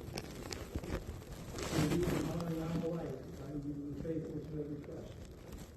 Support the dignity of your character on all occasions, and strenuously to enforce by precept and example a steady obedience to the tenets of Freemasonry. Exemplary conduct on your part will convince the world that merit is a just right to all privileges. And that on you on the page of not, and on your virtue discovered. As a Master Mason, you are authorized to correct the irregularities of the less conformed brethren, to fortify their minds with resolution against the snares of the insidious, and to guard them against every allurement of vicious practices. To preserve unsullied the reputation of the fraternity ought to be your constant care, and therefore it becomes your province to caution the inexperienced against any breach of fidelity. To your inferiors in rank or office, you are to recommend obedience and submission. To your equals, courtesy and affability. And to your superiors, kindness and condescension. Universal benevolence you are zealously to inculcate by the regularity of your own conduct, and then to remove every aspersion against this venerable institution. Our ancient landmarks you are carefully to preserve and never to suffer them under the pretense to be infringed. You are never to countenance any deviation from our established customs. Your honor and reputation are concerned in supporting the dignity and respectable character which you now bear. Let no motive, therefore, make you swerve from your duty, violate your vows, or betray your trust. But be true and faithful and imitate the example of that celebrated artist whom you have this evening represented.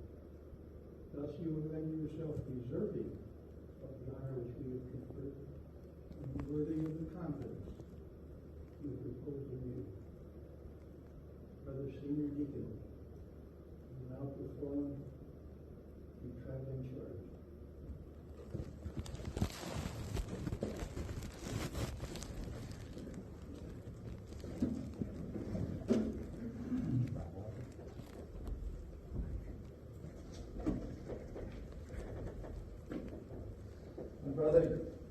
Jacob, the particular reason you have chosen to become a member of this brethren of the Lord is only known to yourself.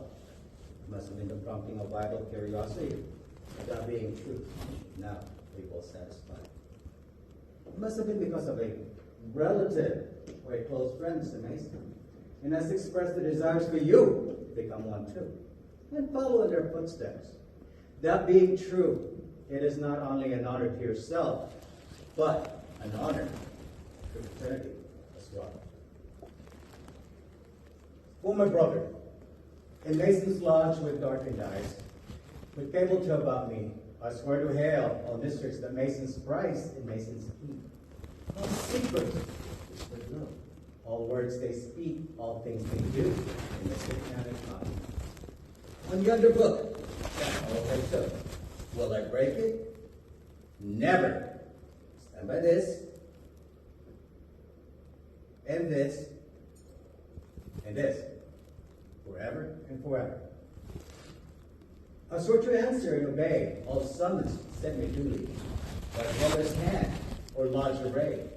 I swear I'll never stray from the ancient laws and rules that bound Freemason in days renowned, but will observe them truly. On yonder book, that oath I took. Will I break them? Never. But stand by this, and this, and this, forever and forever. I swear to lead with generous care all those in sorrow hidden, a brother on the darkened square, the mourners with disheveled hair, the orphans doomed, alas, to stray, upon a rough and rugged way, while tears gush forth unbidden. And guess what? On yonder book, that oath I took. Will I break them? Never. Stand by this, and this, and this, forever and forever. I swear to deal in honesty with each true heart around me, that honor right should ever be. Unbroken bond to win him or me. No wrong, no guilt, no cruel fraud should ever break that sacred cord by which my vows have bound me. On yonder book, that oath I took. Will I break them? Never. Stand by this, and this, and this, forever and forever. I swore the portals close to guard of the Masonic temple, to rid the quarries of their love, to build each mystic waltz across, with body perfect, upright heart, and mind mature in moral laws, in precepts and in examples. Guess what? On yonder book, that oath I took. Will I break it? Never. Stand by this, and this, and this, forever and forever. That's where the chastity close to God of Mason's widow, wife or child, his mother or sister defiled. To them I pledge a brother's love. By him who rules the lodge above, to be a true defender. On yonder book, that oath I took. Will I break it? Never. Stand by this, and this, and this. My brother Jacob, these are your vows. Be they you cares, and may such aid be given, in answer to your earnest prayers, that you may ever do or dare all that God's gracious laws enjoin, so that when evening shades decline, you may be found in heaven. With me, on yonder book, that oath I took. Will I break them? Never. Stand by this, and this, and this, forever. Congratulations.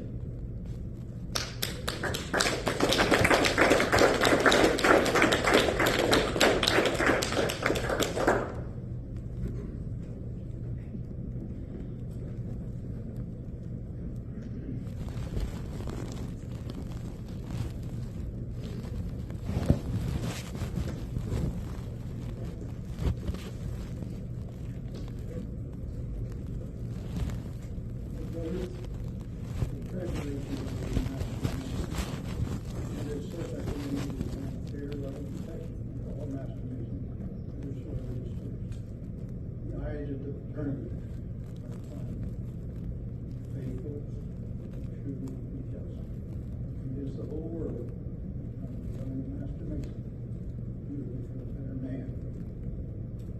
King man treats you that goodness of heart, love of virtue, and the courage of intention which he thinks you now possess, in which the spotless vestment with which you are girded is at once the emblem, badge, and reward.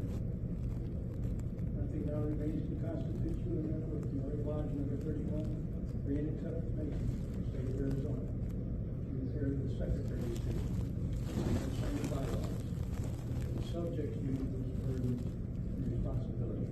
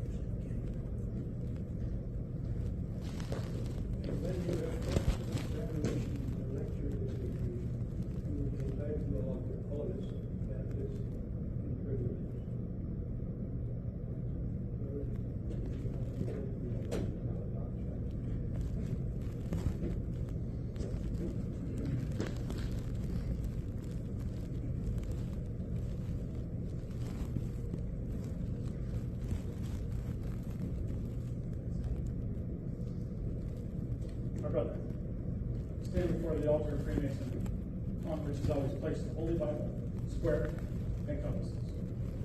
The greatest of these is the Holy Bible, it being God's inestimable gift to man as a rule and guide of his faith, and upon it all regular Masons. You will notice that the area between the altar and the master's pedestal is never violated, except during the ceremonies of your initiation. This is signified that no man can have the wisdom to rule and govern his lodge unless the light which emanates from this great book shines upon him without blemish. Battle box. In the article of furniture worthy of a place upon the altar. It is by use of the battle box that members of a Masonic fraternity determine who shall be their brothers. Balloting is a serious duty, one that you should learn to do with absolute correctness and complete understanding. Balloting is done by approaching the altar, giving the due guard, and sign of the appropriate degree. By selecting a white ball or black cube, pushing it through an aperture, whence it will fall into a secret compartment. Thus you are reminded to make known or to discuss your ballot as a Mason. The battle box is not a place to exercise a personal quarrel, a petty grudge, or private pique. You alone determine the qualifications of the candidate. Bearing in mind that the Masonic fraternity is not an institution to make inferior than good, rather, an institution to make good men better. Should there be any doubt in your mind regarding the qualifications of the candidate, you will give your odds to that doubt. You can't make it. Remember that one man can do the fraternity more harm than 100 good men can overcome. So cast your ballot without fear, favor, or prejudice. Remember, the white ball is left. All it takes is one black ball, Q, to reject. Look both of your ballot. Both have good reasons.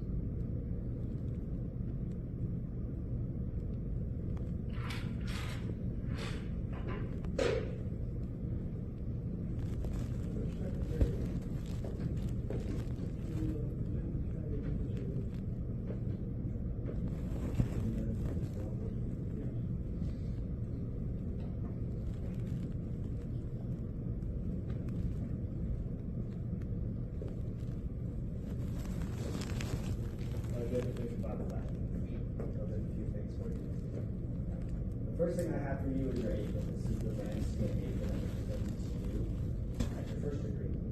Then we get back on you hang out. So there's the landscape apron for you to wear. Remember from the degree you're supposed to wear is an honorable life. Many brethren will keep it in their case so they pass on, and that is their coffin apron. Other brethren will wear it out loud if George to wear it. I also have the trowel that we gave to you earlier today. Remind you how to use this, so I didn't give you those instructions, and then you can back up if you want to give it back to you. That was yours. And then lastly, is your Masonic patent that has all of your initiating past and grade dates on it in the offices. That's all I've got for you.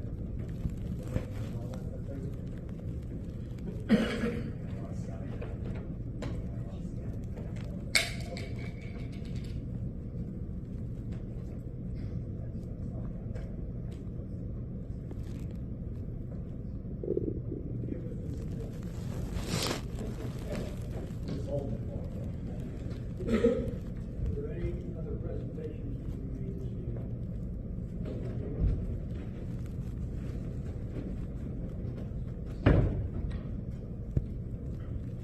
This is something that each of our families has been doing. Last night I knelt where Hiram knelt and took an obligation. Today I'm closer to my God, and I'm a master mason. Though heretofore my fellow man seemed each one like the other, today I search each one apart. I'm looking for my brother. And as I feel his friendly voice, it fills my heart with pride. I know that while I'm on the square, that he is on my side. His footsteps on my errand go. If he should such require, his prayers will plead on my behalf, if I should so desire. My words are safe within his breast, as though within my own. His hand forever at my back, to help me safely home. Good counsel whispers in my ear, and warns of any danger.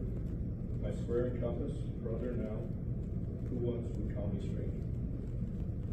I might have lived a normal life, and risen to distinctions, without my brother's helping hand, and the fellowship of Masons. But God, who knows how hard it is to resist life's temptation, knows why I knelt where Hiram knelt and took an obligation.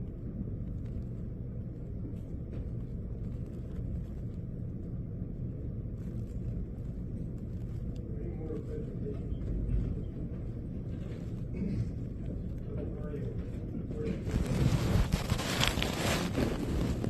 Well, congratulations, brother.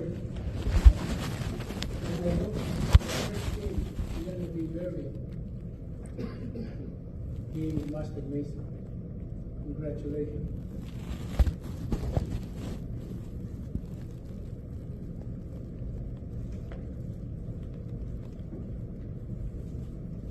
Brother Jacob, the last few months, gone through a lot. This time, is there anything you'd like to say? You're on deck. I'd like to thank all the brothers here at this lodge.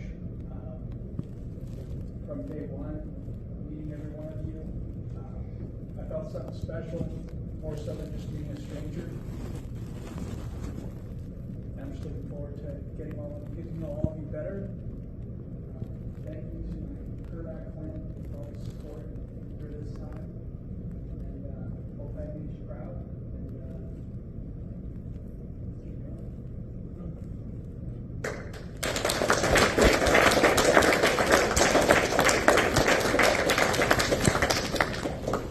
You will now be seated, my brother.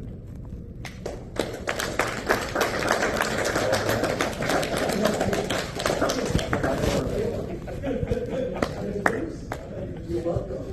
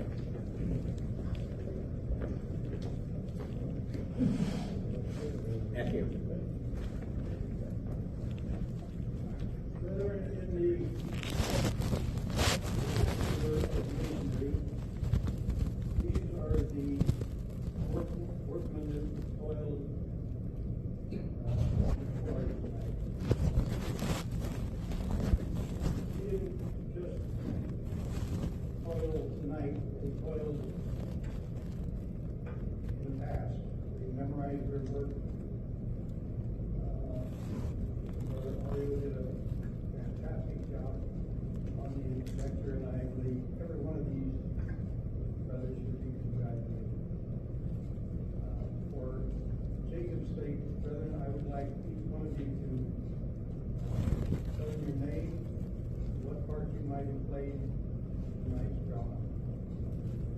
Starting with you, Brother Jacob? Gary Grandio, Brother Gary Grandio, senior deacon for this year. Played the seat as a senior deacon, also did a chapel charge and a wayfaring on the second part of the second section. Congratulations. Blessed vision, brother. And I know that it's really hard to be a part of this fraternity, but anyway, for a few months, you made it. So congratulations.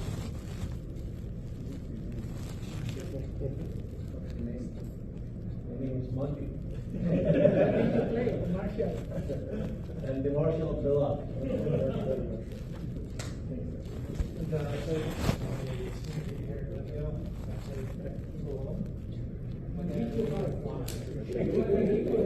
Remember him.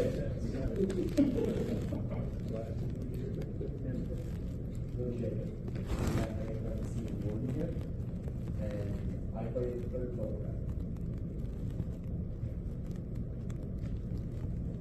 Jacob, was mostly your deacon for your lot. I was the first one to grab it, and the man in the seat was Master Mason. Jacob, I'm a worshipful master of Glendale 23, and I played Hiram King Tire in 22, and you do the color box. Right. Russ Nichols, photograph 1, and the senior deacon in the second section.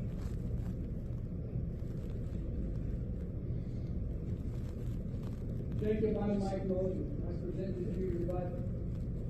I'm also the chairman of the membership committee for Peoria Branch. Should you ever require me official duty. So it looks like you got third. Brother Jacob, congratulations. I took the pleasure of shaking you around a little bit as people look. David White, I'm the treasurer of Peoria Branch. Brother Jacob, or you are great sitting master of Peoria Land. I did a little bit more during your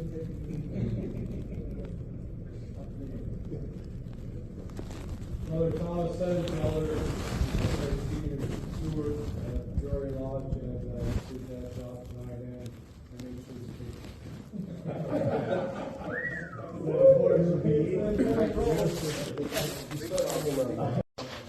That's the name. Thank you. Jacob Matthew Acosta, Junior Warden. Played the Junior Warden tonight. You get to see my second. You get to see my second go around in a minute. Junior Warden. Yeah, that's all I asked for.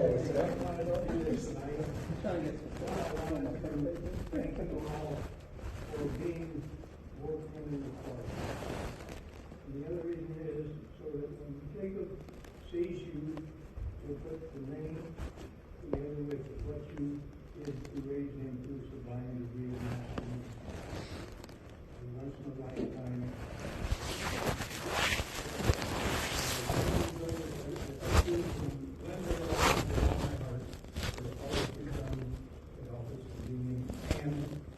Through all our troubles since the fight, and before that.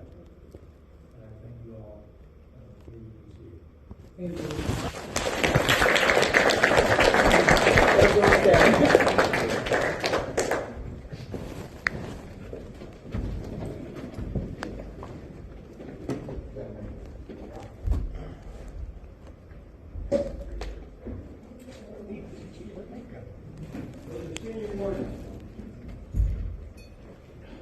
Is there anything further to be brought before this lodge of Master Mason before we close?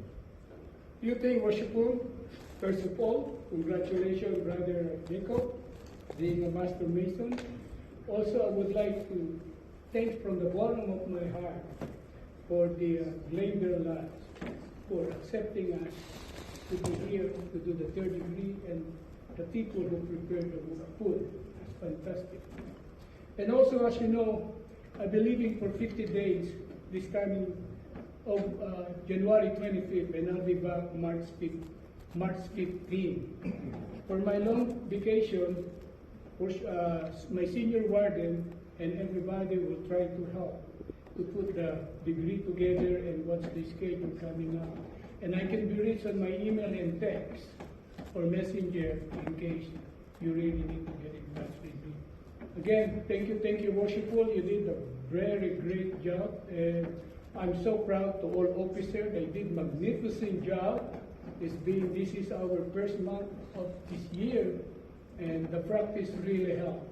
Thank you very, very much. Anything in the South?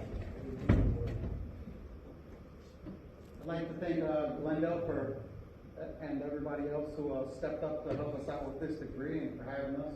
The food was delicious. We really appreciate you guys helping us out and having us in your lodge tonight. And I'd like to congratulate you, Jacob. Look forward to hearing your proficiency. I was part of this proficiency board for his second degree, and it was spot on. So I'm excited to hear your third degree proficiency. That's all works for. Anything on your table, buddy, Secretary? No, so I already communicated with Jacob when he was at my desk and we meet you. However, I do want to add one thing.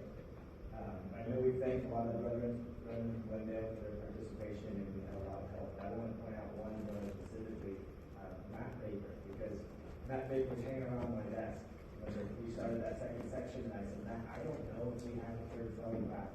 It hasn't been communicated to me. And he said, well, nobody asked me. And I said, well, I'm not asking. I'm not asking either, but you might be needed. And sure enough, we didn't have a third fellow captain, and at the moment, he literally jumped up and got in there and did an excellent job. So I think he deserves a round of applause.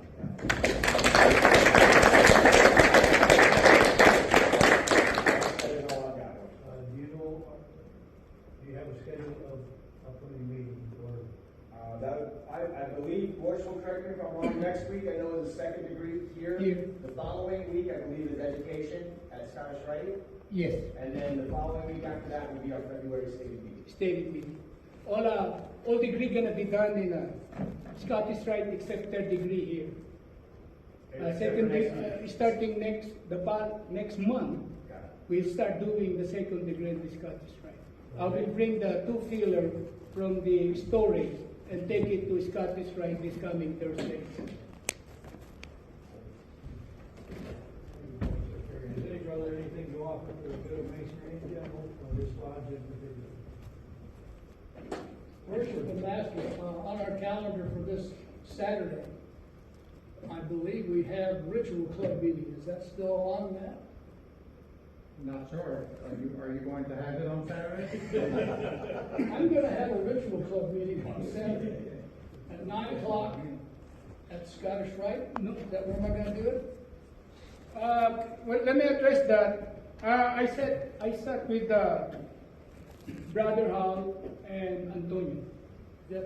And I did not discuss. We discussed the future meeting except Tuesday. And he said the only thing we're going to have to do is give them a call, make sure there's no conflict to their schedule. Okay? And I did not discuss about this coming Saturday meeting. I think we'll move that somewhere in February. I will sit with senior warden to set it up and give Hal a call. Okay, for the future meeting this coming February. Very well. Thank you, Worship. Thank you, Worship. It's my bad. I forget all about it. Not proud. For the members of Glendale Lodge, I come from Iowa. And we had for many years a meeting called William Star. We met a group of lodges on the fourth Monday of the month. And we were working in the first, second, or third section, second section. And then after that, it was the pleasure of the craft. I suggested that we establish something known as a ritual club with Peoria Lodge number 31, so we could get ourselves up to a higher level in our ritual. Preserving the ritual correctly and delivering it correctly needs to be our focus. Not our only focus, because the other half of it is our fellowship. We don't want to neglect who we want. We do not want to become complacent in our use of the ritual, because complacency runs like a bacteria through an organization. So it's my endeavor to make sure that our ritual is best as it can be. Always striving for perfection, but sticking with good enough. Thank you, Rick. Thank you very much, Brother Mike. In case any of you wonder why I use a setting ball as a gavel tonight, my youngest son, Jamie over there, gave me this a couple of years ago, and I don't know where he found it, but every once in a while it comes with something, comes over to the house with something Masonic and says, "Here, Dad." And I thought that the 1933 setting ball would be appropriate to run the meeting. And that's the story behind this setting ball. Yes, brother. I just want to point out something from Glendale's schedule. So this coming Thursday, we will be doing a third degree as well. I will be in the East, and the Grandmaster will be here. You guys are all invited.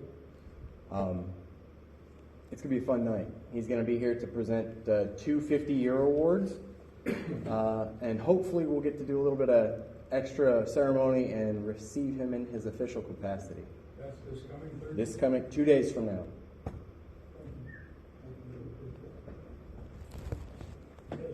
Bristol Managers, congratulations, Brother Jacob. You're invited to the third degree 2 nights from now. If you wonder what the heck we were doing, it's a good chance to see the other side. Spreading the cement of brotherly love is my mission. I really, truly appreciate everybody that came here tonight. It means a lot to me. It means a lot for my lodge officers to come here tonight and participate in the degree. And I love it when I see lodges come together and do stuff like this. I really appreciate it, everybody. Thank you.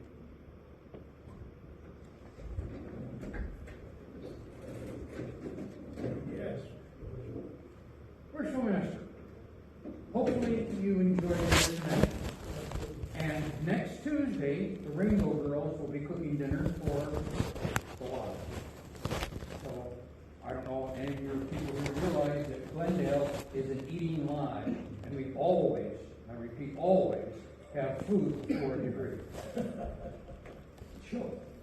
Always. That'll be a week from tonight? Yes, Worshipful, next Tuesday. I'd like to welcome, congratulate and welcome Jacob. I'd like to thank everybody for what they did tonight. And I'd like to recognize Worshipful, who, unless my son moves back to Phoenix, this may be the last time we can meet. I'd like to recognize him for all his hard work and the legacy he leaves.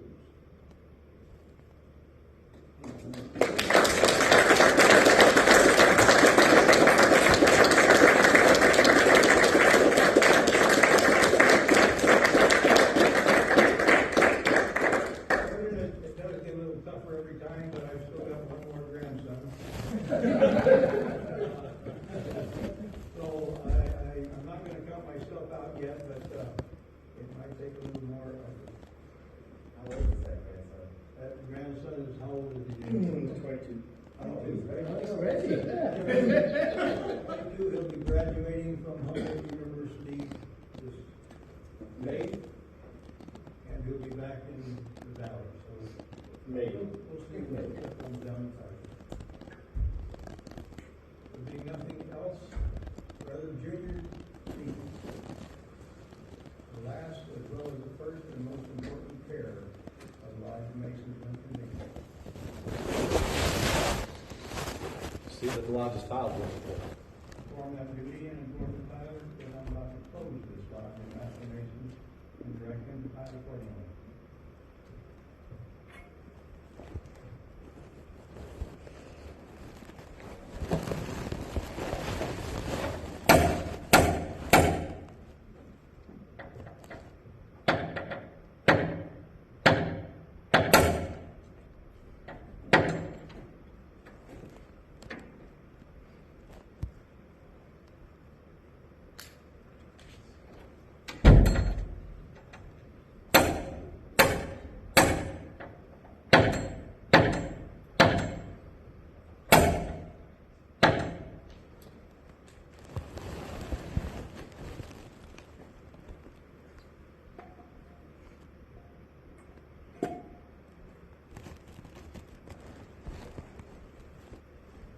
Worshipful, the lodge is tiled.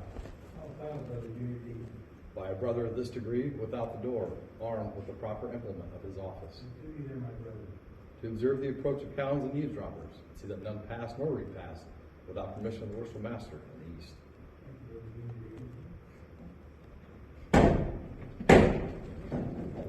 Brother Senior Warden, at the opening of this lodge, you informed me that you were a master mason, within the body of the just and legally constituted lodge of master mason. How many composed at the lodge? 3 or more. 3 or more, worshipful. Of the 3, of whom does it consist? Of the worshipful master, senior and junior warden. The junior warden station. In the south, worshipful. Duty in the south, the junior warden. As the sun in the south at meridian height is the beauty and glory of the day, so stands the junior warden in the south, the better to observe the time. Call a craft from labor to refreshment, and refreshment to labor again, at the will and pleasure of the Lord. In the west.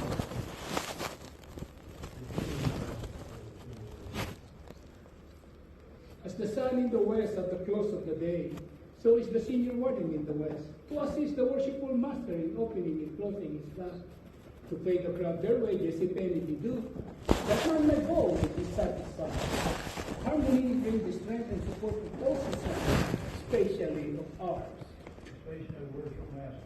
In the east, And his duty there, my brother. as the sun rises in the east to open and adorn the day, so rises the worshipful master in the east to open and govern his life, in due time to set the crop at work and give them necessary instruction, whereby they may pursue their labor.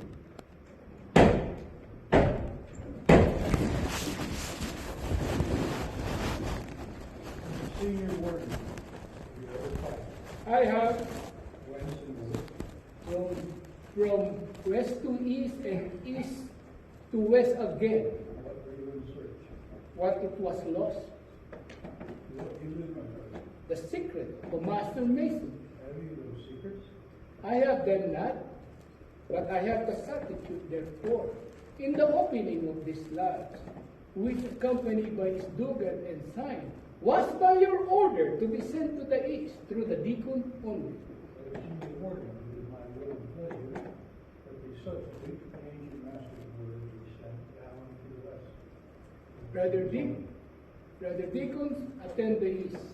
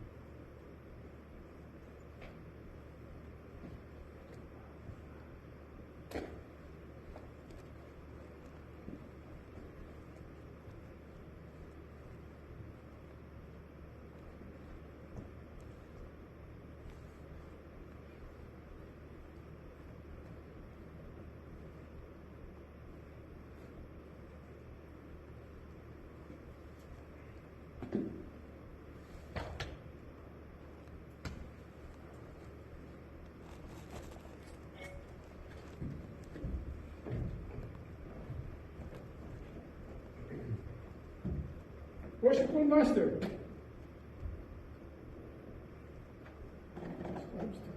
the substitute for the Asia Award, accompanied by slogan and sign, has come down to the west to the deacon correctly. It is therefore safely deposited until it called for.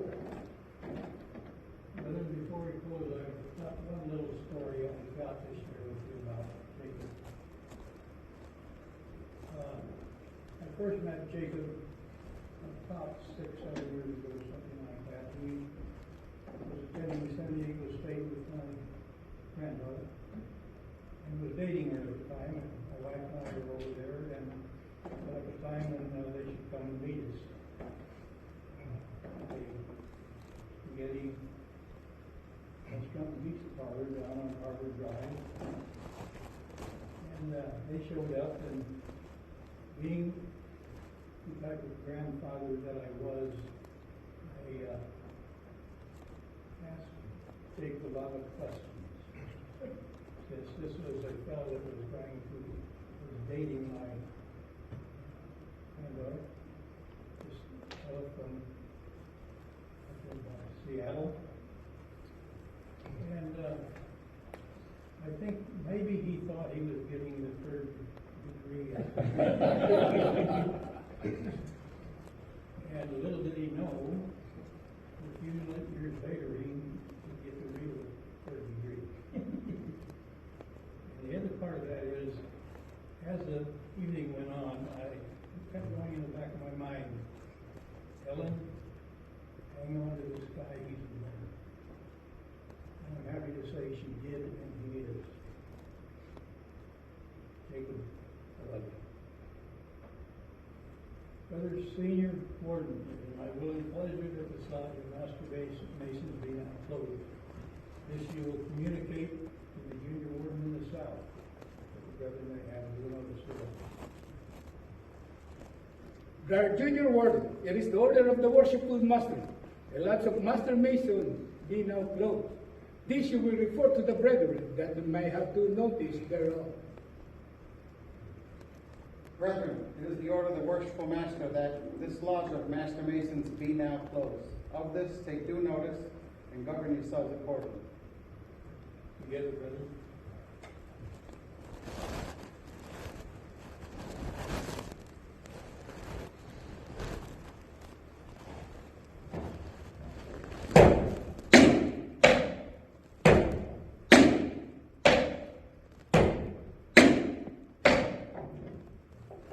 Supreme Grand Master, ruler of heaven and earth. Now that we are about to separate and return to our respective places of abode, wilt thou be pleased so to influence our hearts and minds that we may each one of us practice out of the lodge those great moral duties which are inculcated in it, and with reverence study and obey the laws which thou hast given us in thy holy word. Amen. So may be. Senior Warden, how should Masons meet? At the level, Worshipful. I'll act for the Junior Warden. Out of plumb, Worshipful. In part, my brother, upon this clear. So should we ever meet, act in part. May the blessings of heaven rest upon us and all of our dear nations. May brotherly love prevail in every moral and social virtue. Cement us. Amen. So may be. So the deacons attend the altar.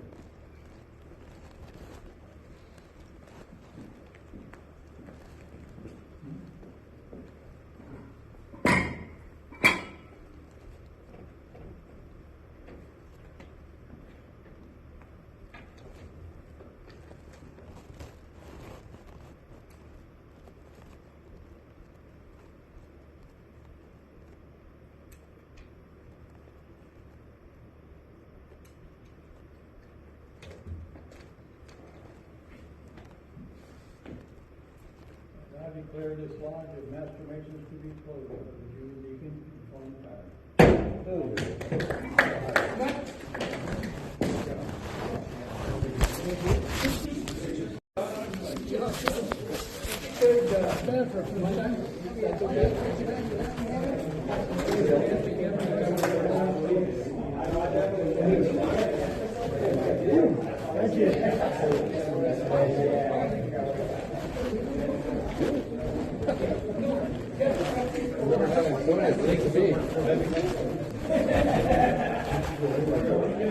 Oh, really?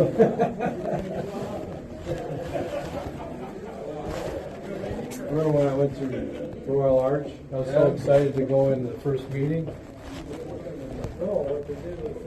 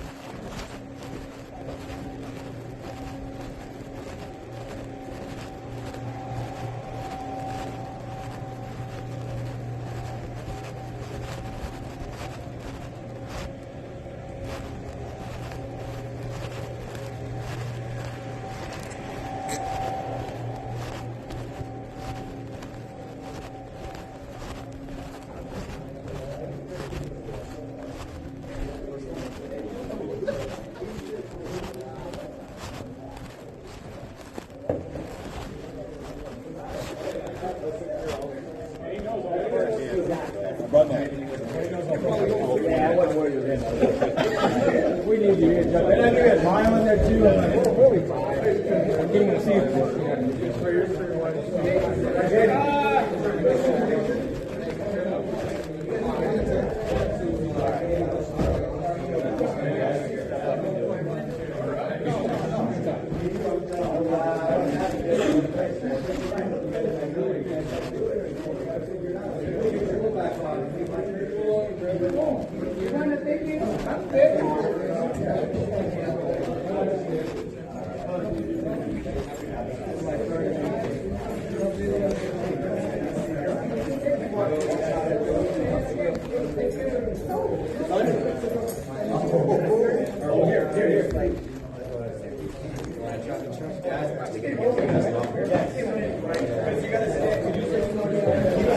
Yes, thank you for having me. It's good to be here. Tuesday will be our guest. Yeah.